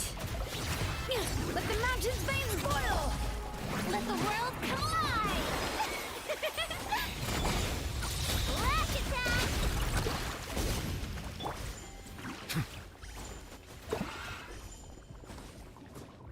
Settle down. Yoo-hoo! Let the mighty be humbled.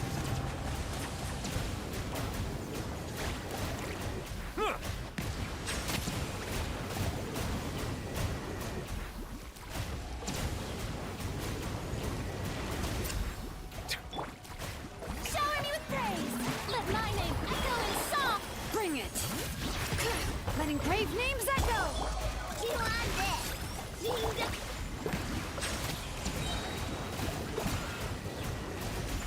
Be sanctified.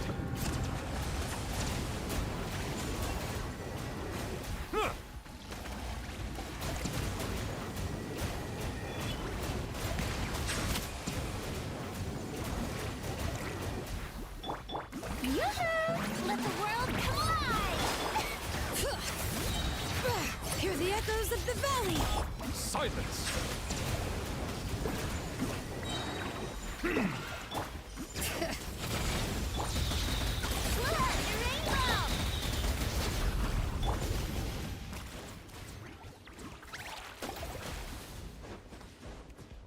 Bow your head. The tides beckon. Huh!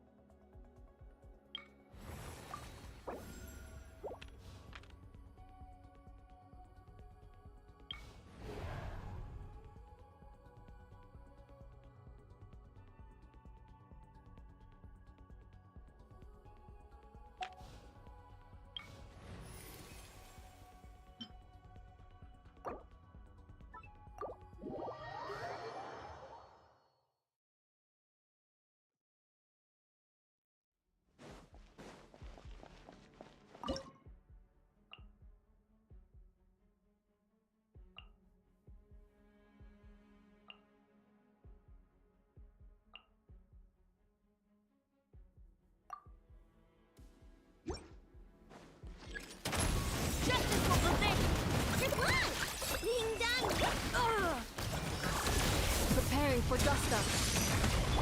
Observe.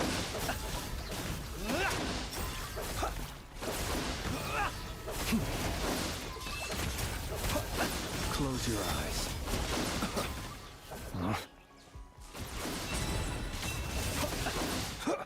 Observe. Steady now. Cleanup sequence initiated. No flaw! Drop your weapons! The long sleep beckons.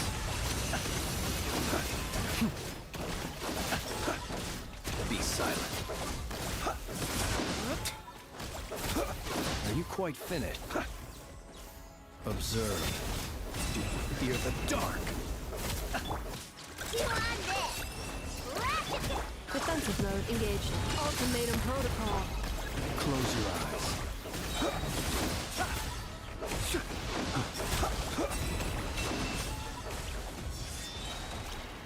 Night falls. I'm rather out. Stop right there! You asked for it! No claw! Annihilation mode. Observe. Close your eyes. To dust.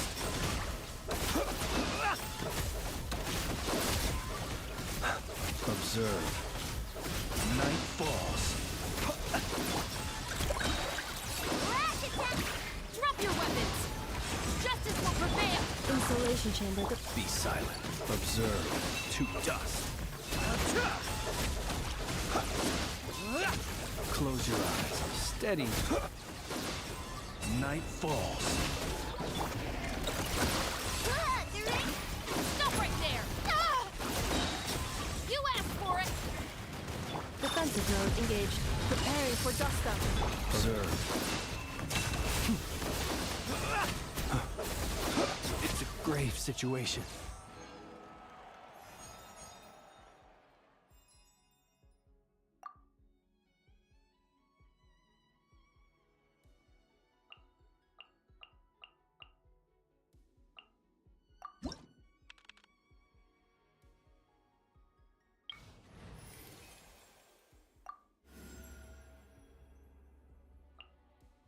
Another chance to learn from you!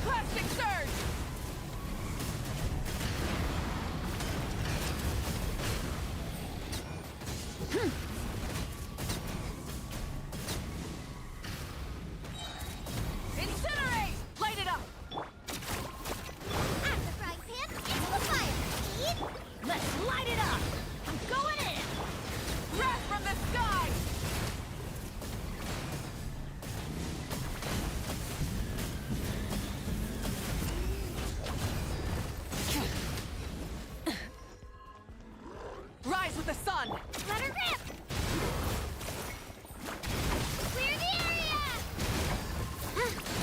Yeah! Nice and spicy! You're toast! Teamwork is dreamwork! Light of the blazing sun!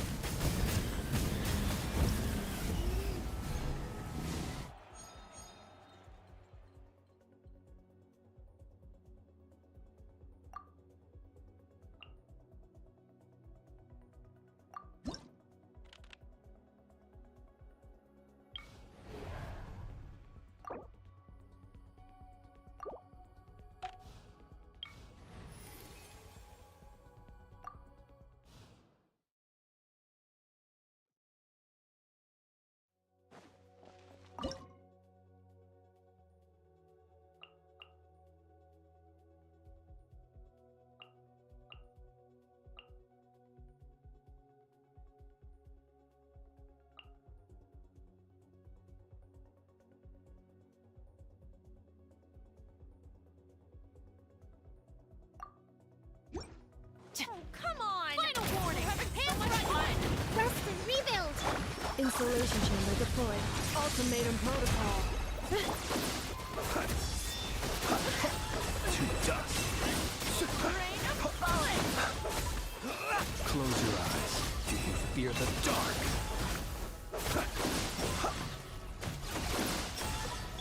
Allow me! Stop right there! Defensive mode engaged. Be silent. Observe. Night falls. Close your eyes. Do you fear the dark? Drop your weapons! Rest and rebuild! Annihilation mode. Be silent. Close your eyes. To dust. Be silent. To dust. Rain of bullets! Final warning! Justice will... Allow me! Observe. Be silent.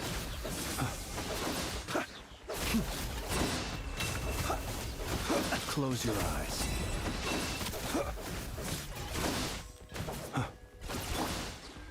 Covenant of the Deep! Hold the line! Cleanup sequence initiated. Ultimatum protocol. Be silent. Rain of bullets!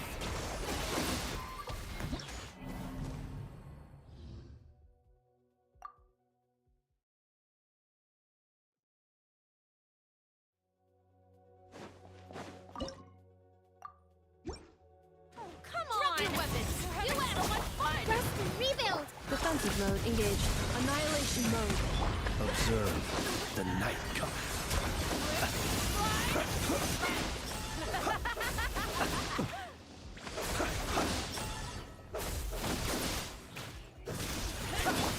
Stop right there!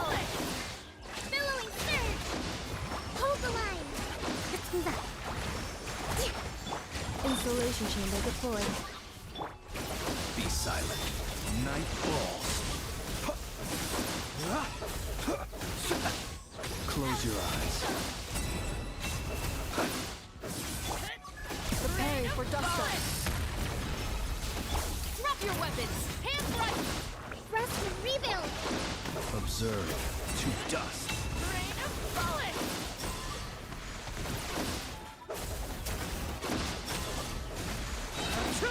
To dust. Stop right there!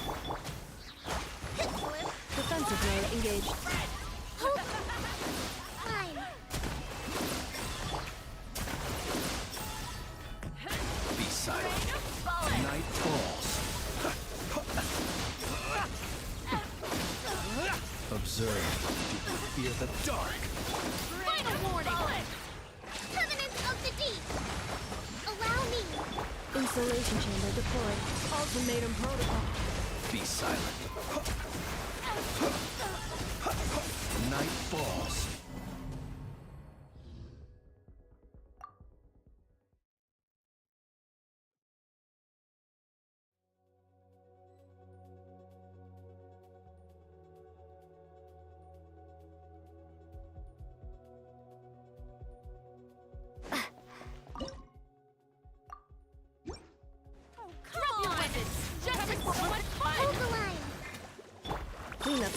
initiated. Preparing for dust-up. The long sleep beckons. Observe. Slide! Red! To dust.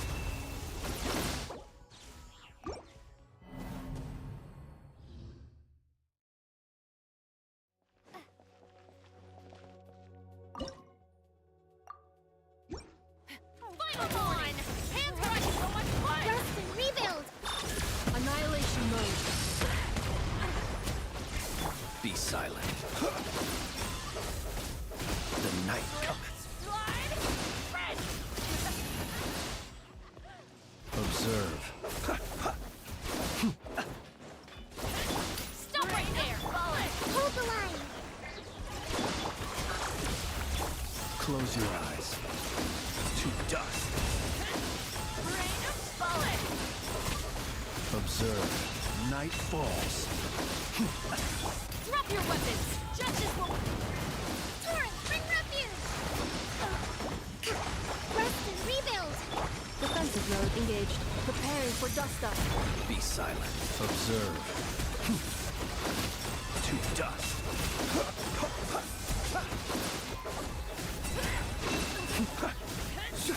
Rain of bullet! Cleanup sequence initiated. Close your eyes. Annihilation mode.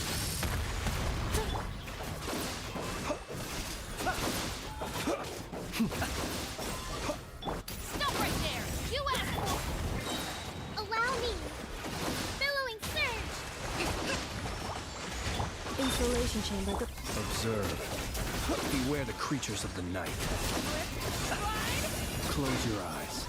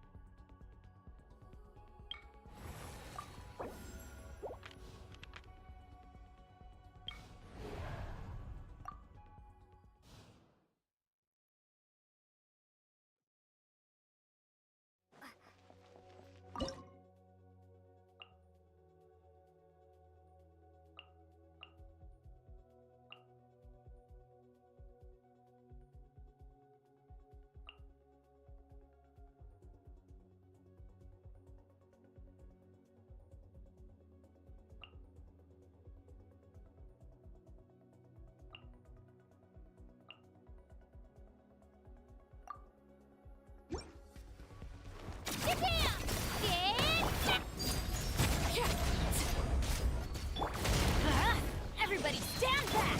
Light it up! Wrath from the sky! Incinerate!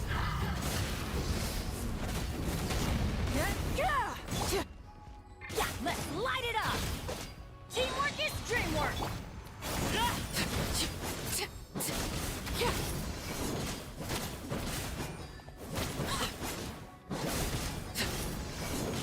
Laid bare. Rise with the sun!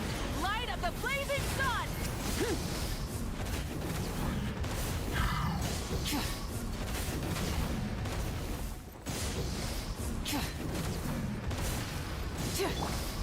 Let her rip!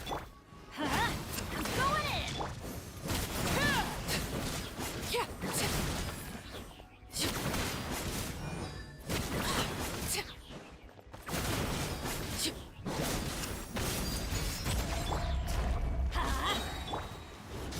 Pyroclastic surge!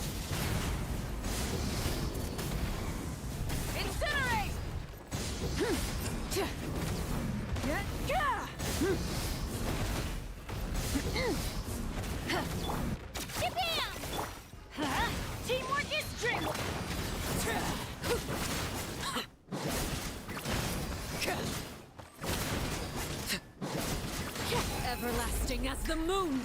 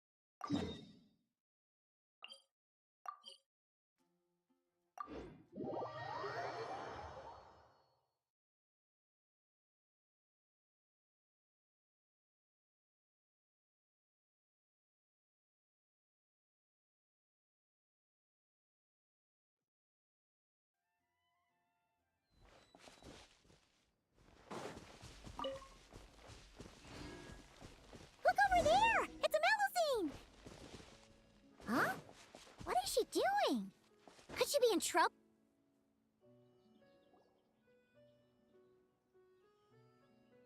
Hey there, Melusine friend! Need any help? Oh, Traveler Paimon! It's you! Long time no see. Right in one! You know me too well. Everyone in Merusi is preparing a surprise gift for Monsieur Neuvillette. We're working together to make him a new outfit. I was about to go find some gems and shells to decorate it with. Wow! A surprise present! Is it really okay for you to tell us like that, though? Oh no! Sorry, it's my first time doing something like this, so it just slipped out. I'm not sure why, but seeing everyone working towards the same goal like this, my heart just won't stop racing. Paimon totally gets it. The moon's just so infectious that you get swept up in the hype and you just can't stop, won't stop, right? Yeah, it is!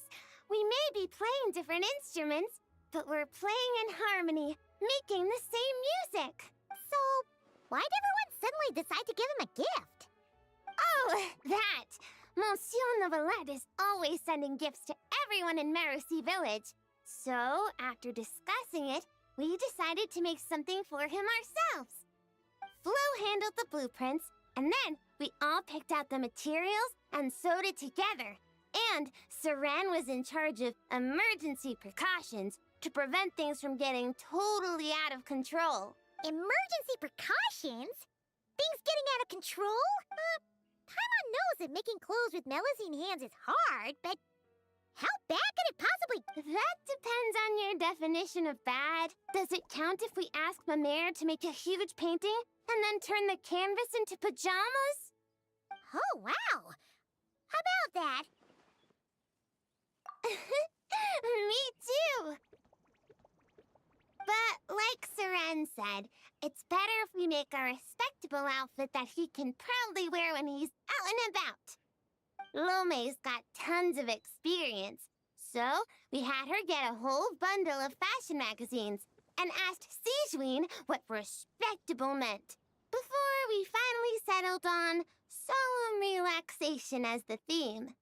Solemn relaxation. Paimon can't help but picture Neuvillette swimming around with a serious look when she hears that.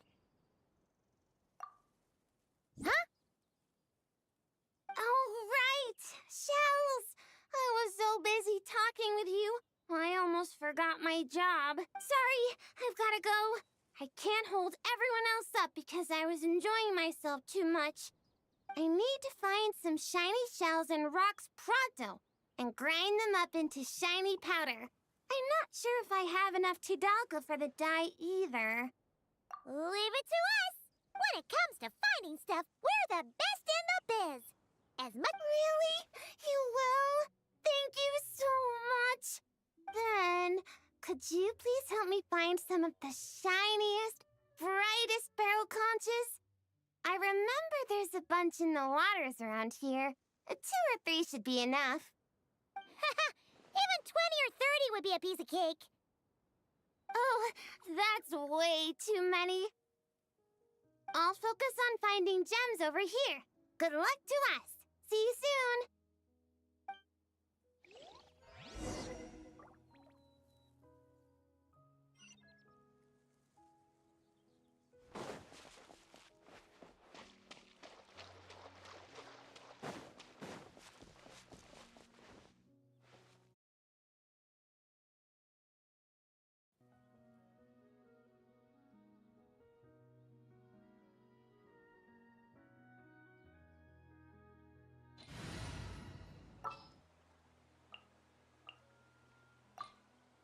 All right.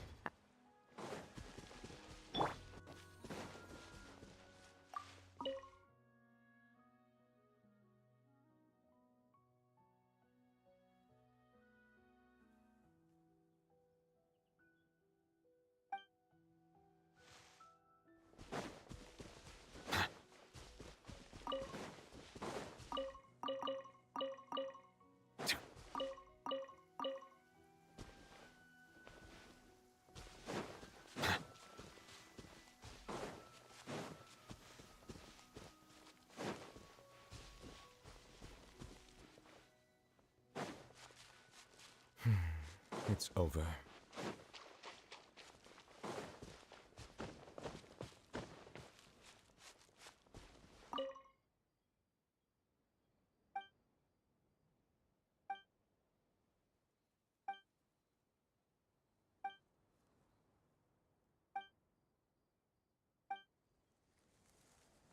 Black's a good color, don't you think?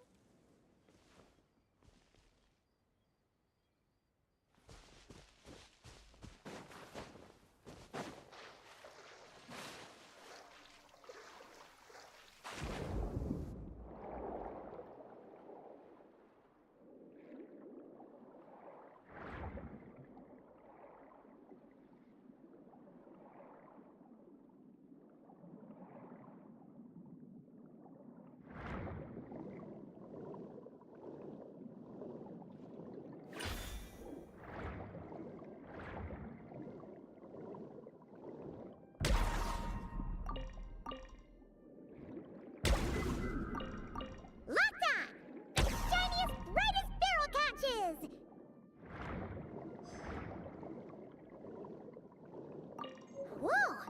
Nice! Shell secured! Not a single hiccup! Ah!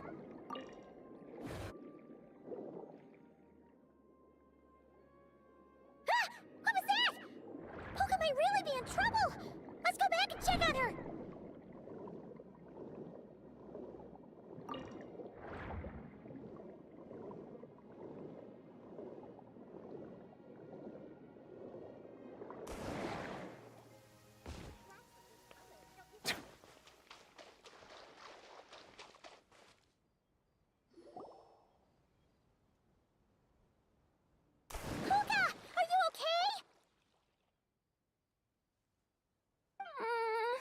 I never imagined I'd dig up an armored crab digging for gem.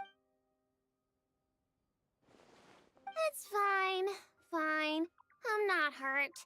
Sorry for making you worry. Good thing this bishop showed up. Gobbled that nasty crab right up. Huh? Bishops eat giant crabs?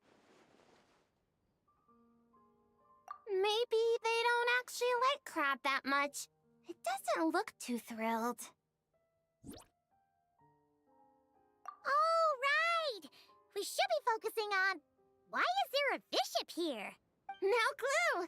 Never seen one around these parts before. Monsieur Novelette warned us that while some bishops are super friendly, others can be really dangerous, so we shouldn't get too close.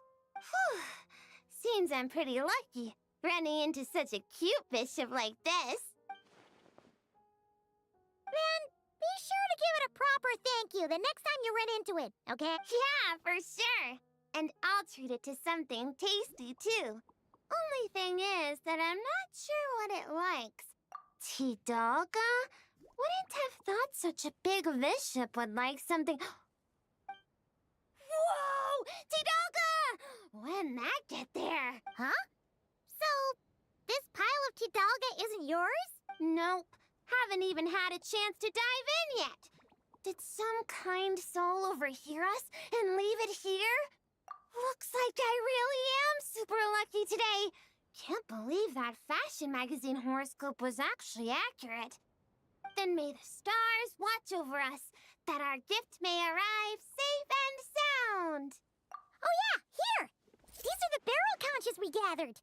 Are these enough? Plenty! Whoa, so sparkly. I can barely open my eyes. That's just how I like to express how grateful I am. Well then, with my gems, your barrel conches, and the nice fairy's Tidalga, my mission here is complete. If everything goes this well, the clothes should be ready in a couple days. Hey, when we deliver the clothes to the Palais Mermonia, will you two come see what we made? Let's meet up at the Palais Mermonia then. A whole bunch of us Melazines will be there. Sounds great! We'll be looking forward to hearing from you.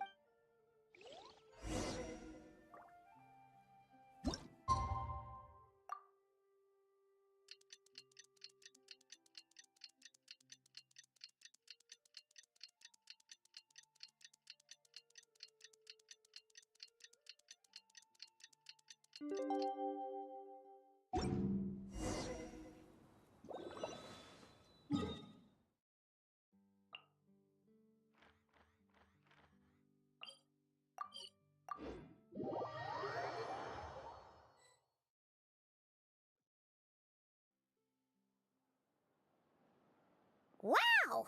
It's been a long time since Paimon seen the Palaemomonia this busy. Puka wasn't kidding.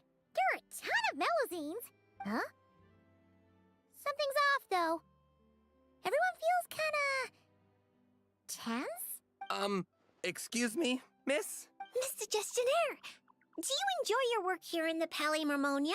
Are you asking me? Well, about that, I can't really say that I'm happy, or particularly unhappy. Though I've been here for some time now, I still feel as though I only just started. Got it. So, put another way, work at the Palaemomonia is so exciting that it feels as though you're always filled with energy. Like you're in your prime, correct? Exciting? Oh, no. I'm more anxious, really. An exciting anxiety? Is being a gestionnaire really that nerve-wracking? And sure, I thought only the Marechaussee Phantom was like that. Oh, no. It mustn't be exciting. If anything on the job excites your nerves, that means the process has already gone terribly wrong. Oh, is that so? Sadil never mentioned anything like that. Sadil? Oh, you mean Officer Sadil of the Marechaussee Phantom? Wait, are you her colleague? Of course not. If we're talking ability, I definitely would have passed the exam first. Grana, now's not the time to get competitive. Look at the poor man. He's so nervous he's sweating bullets. Really? I thought that if someone looks really nervous during an interview, that means you're asking the right questions. Excuse me, Mr. Gestionnaire. Are there any troubles in your work life that you find difficult to discuss? Pardon me, but interview? Am I being interviewed right now? Well, yeah. Oh, no. No. According to regulation, gestionnaires are strictly forbidden from giving private interviews, especially to parties of unknown provenance. Excuse me, Miss Melazine, but might I inquire your full name and the newspaper at which you're currently employed? Special Reporter Lome for the Buoyant Otter Gazette. You obviously just made that up. Lome, what happened to truth in reporting? Does the Court of Fontaine really have a newspaper like that? I need to go check the files. My good sir, are you feeling all right? You certainly look as though your nerves have been excited right now. Right! The process! Sorry, good ladies. Could you please wait here for a moment? I need to go find a colleague from the publishing office. We were just going to ask him how to get to Monsieur Neuvillett's office, yet somehow it turned into a practice interview for Lome. Mr. Eon, there you are. The tea Miss Cornelia so kindly made for us is nearly cold. Just what have you... Oh my word, what happened here? Why are there so many Melazines? Mr. Realte, please give me a hand. I can't possibly take care of all these Melazines myself, much less give an interview while I'm at it. Interview? I never saw any such thing on the schedule. Which newspaper? The Buoyant Otter Gazette. Oh, really? Yet what you're holding certainly doesn't look like an otter. Of course not. This happens to be the one we're looking for this time. This blue creature can't be me, can it? Looks nothing like me. Hey! Watch what you're calling a blue creature. This is none other than the eminent Monsieur Neuvillette. I see.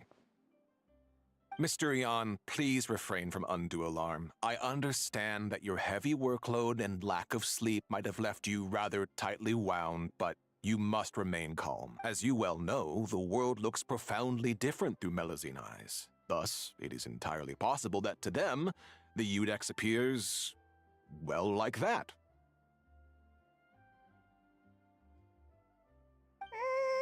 Pretty much. Monsieur Neuvillette actually looks a bit different to every Melazine. So we split the difference. Ah, you split the difference. I see, a most judicious approach. In that case, might I inquire what matter you wish to see Monsieur Neuvillette about? We're here to give him a gift. Gun salute! 21 gun salute! Whew, that was a close call. We almost told someone else about the secret gift again. A gun salute? Inside the Palais Mermonia? Inside the Eudex's office? Mr. Royalte, please calm down. You're also becoming unduly alarmed.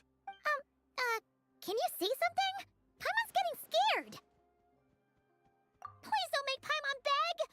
Stop rubbernecking. It's not that Paimon can't sympathize, but it looks like Royalty's really about to call the guards. And if he really calls Nervalette over, then the surprise they worked so hard to prepare will be for nothing. And things will get way more awkward. What do you mean, this? Do what exactly? Traveler! Paimon! Ah, it's you. Traveler! Feels like ages since I last saw you. How have you been? Ha! That's great to hear. As you can see, this place hasn't changed a bit. Pardon me, but are you with the Melazines? Point is, wonderful. The problem has suddenly solved itself. Monsieur Nervalette is currently in his office and should not be receiving any other guests at this time. You may proceed. You're too gracious.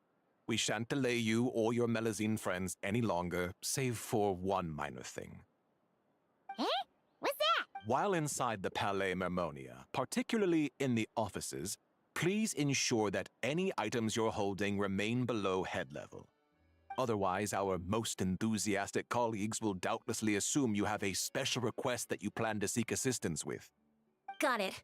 We were only holding it because everyone was scared of getting lost in the court of Fontaine. But now that we've reached our destination, Puka, if you would? Sure, Flo. Putting it away. Oh, so that's what it was for. It's fine. With the two of us here, there's no way you're getting lost. Come on. Nervalette's office is right over there. Please take care, everyone.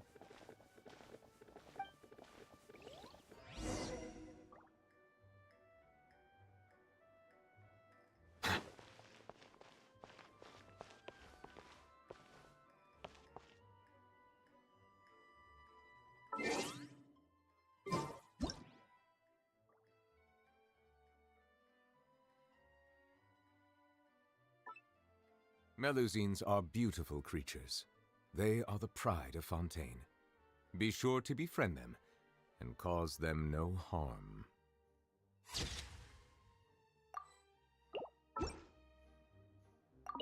Okay then. Please lead the way to Monsieur Nervalette's office.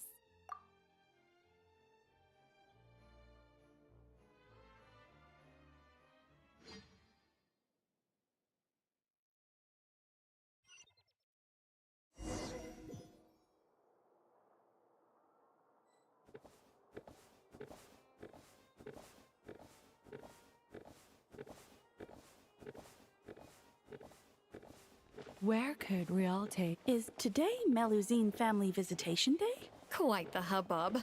Almost as busy as the end-of-quarter reimbursement period.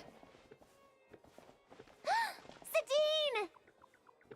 Hey everyone, come on in. Monsieur Novilette's just inside.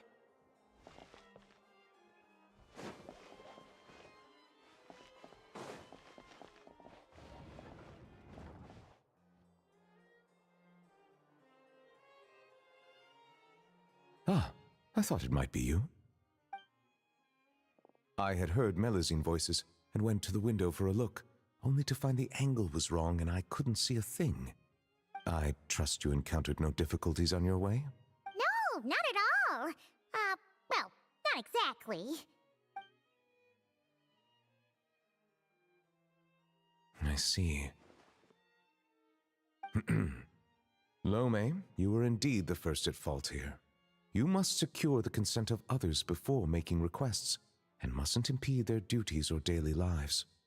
Extra caution should be exercised with matters such as interviews. I see. I'm sorry. The what, Gazette? It's nothing. I'll go both and apologize right now.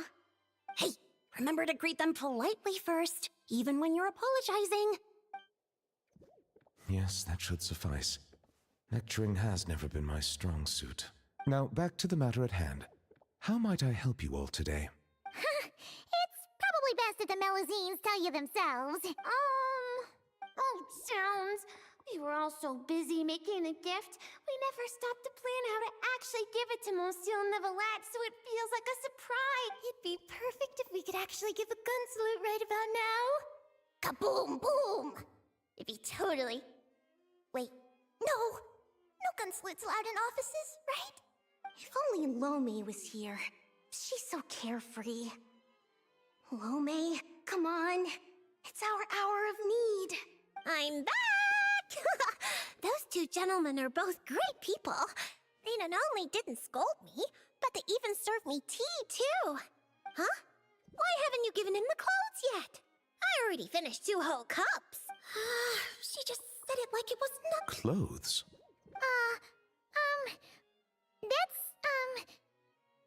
Yeah, you're right.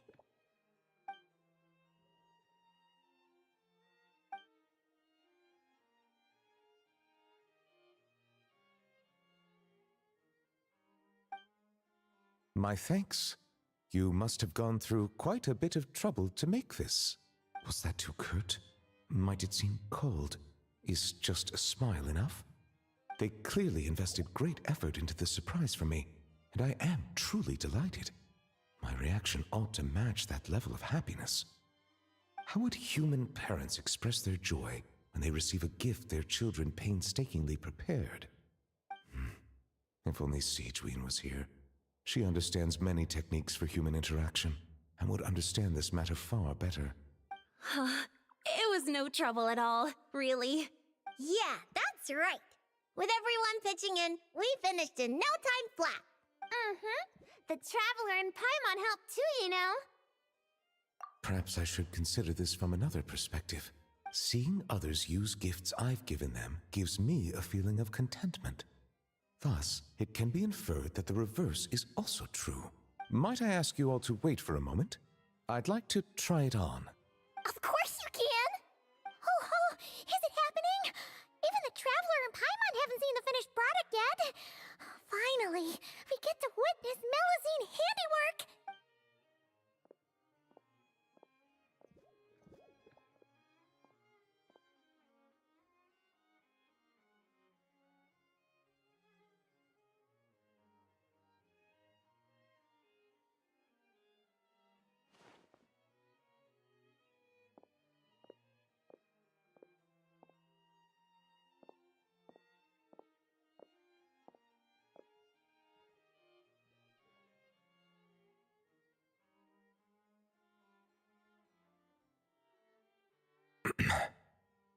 Well?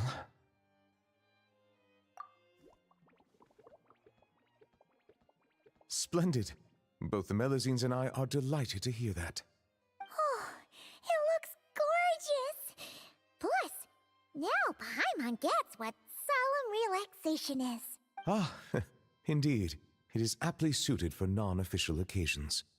Moreover, if I'm not mistaken, this outfit seems to have a certain exotic feel? Keen eye. That's our Monsieur Neuvillette. We heard Siegeween mention you'd gone to Chenyu Vale in Liyue and really enjoyed yourself there. So, we thought that if we could make an outfit that matches their local styles, you could wear it on future vacations there. That was very thoughtful of you.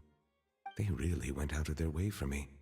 To do their gift justice, I must find time to return there, bring back some more gifts. But what should I buy? I suppose I shall decide once I get there. I can ask the locals for recommendations. It was mostly Flo. After all, she made the design and tailored it all by herself. Yeah! Flo's gonna be a super-duper amazing fashion designer one day. She'll be famous all over Fontaine. Hey, that's going a bit overboard. It's not like it was all me. For example, if Puka hadn't risked her neck to get the ingredients for the dyes... we can skip that part. Monsieur Neuvillette might worry. What happened? It's really nothing. Okay, fine. Here goes. A bishop that likes Tidalga. I see. I understand. You are truly fortunate the traveler was there to help. But next time you go out, it might be safer not to go alone. Okay, I understand. Also, listening to your story, it seems you were aided by a bishop? Yeah, I'd love to see it again. Give it a big thank you. Hey, you guys think that maybe it was the one who left the Tidalga? I'm a bit concerned about her well-being lately. As I don't have any pressing duties, perhaps. We've stayed too long, haven't we? We really should get going while it's still early. Excellent. In that case, allow me to accompany you. Huh? Really? Oh, if we go now, we can make it back in time to treat you and the traveler to dinner. All right! Blubber profiterole, poisson seafood soup, poisson champ pie. Gone enjoying the Melusines, have you? And why not? Come, let's go together.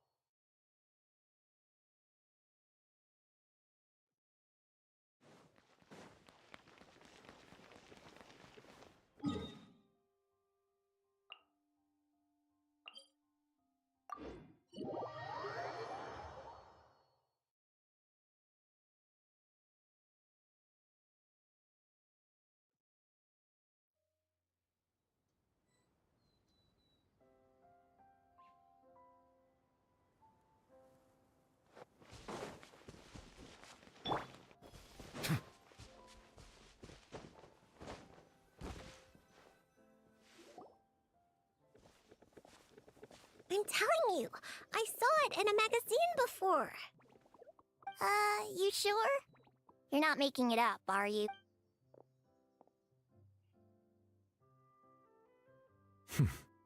Come on up now. It's me. Passive! Whoa, it's Passive! So, you know Nourelette? Passive? This is how you address her, then?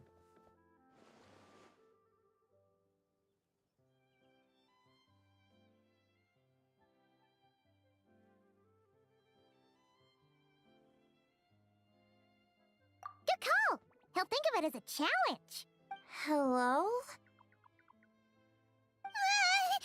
Melusine! Kapow! Puka, allow me to introduce you. This here is the nice bishop lady who helped you before.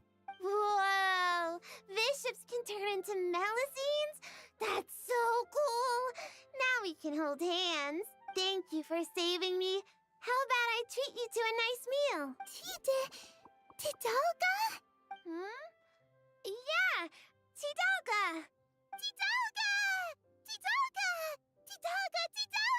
I take it you really like Tidalga? Wait, that means you gave us your favorite food. Wow! Thank you so much! Thank you, Passive. Passive! Nouvelle kapow! If that's the case, why not picnic here with us? I'll handle the food. I caused everyone so much trouble back at the Palais Marmonia. It's the least I can do. Then I'll prep some Tidalga for Passive.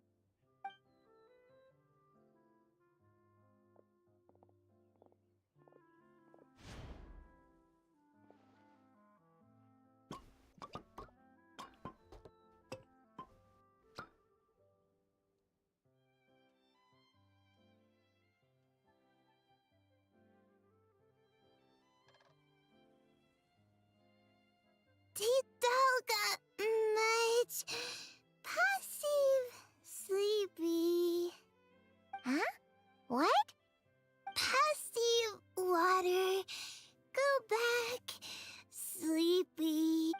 She must have had too much Tidalga and wishes to return to the water to sleep.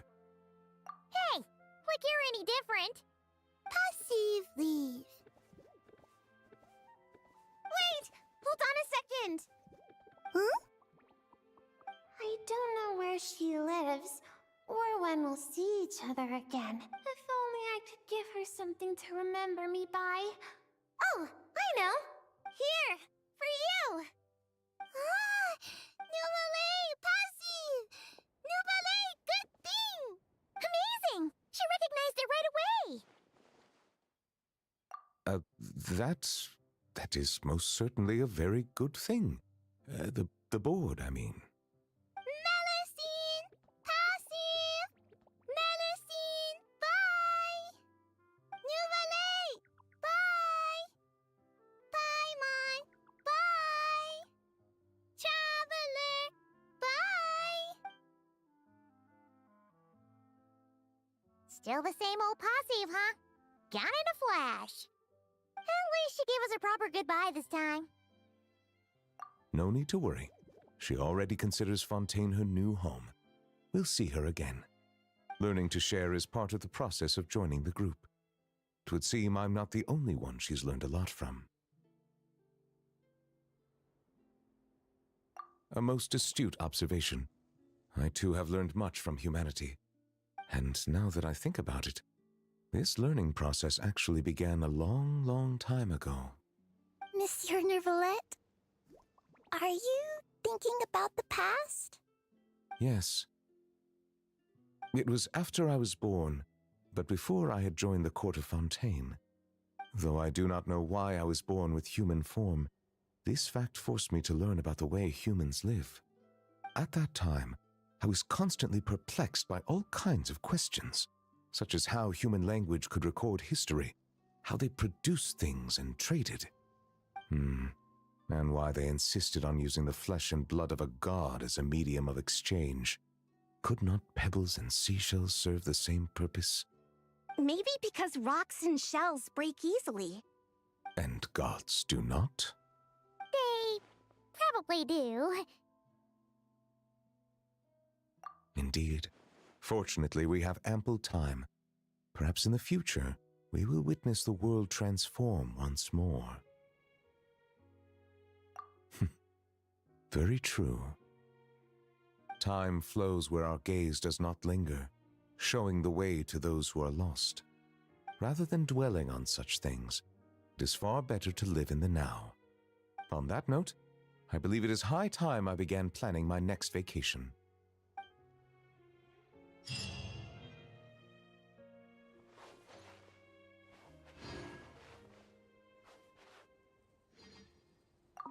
Monsieur Novelette, can I ask a question? Of course you may. I've heard that Leo has fire wrapped in paper. Lights that can grant any wish. Is that true? Fire wrapped in paper? Wouldn't it break?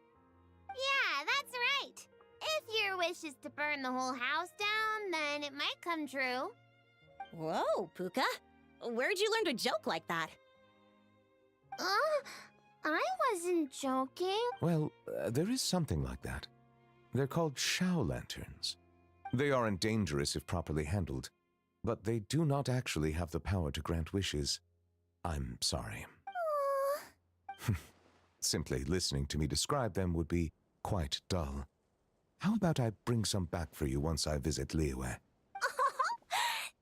be amazing! And it'd be even better if you can take some more pictures this time! Consider it done.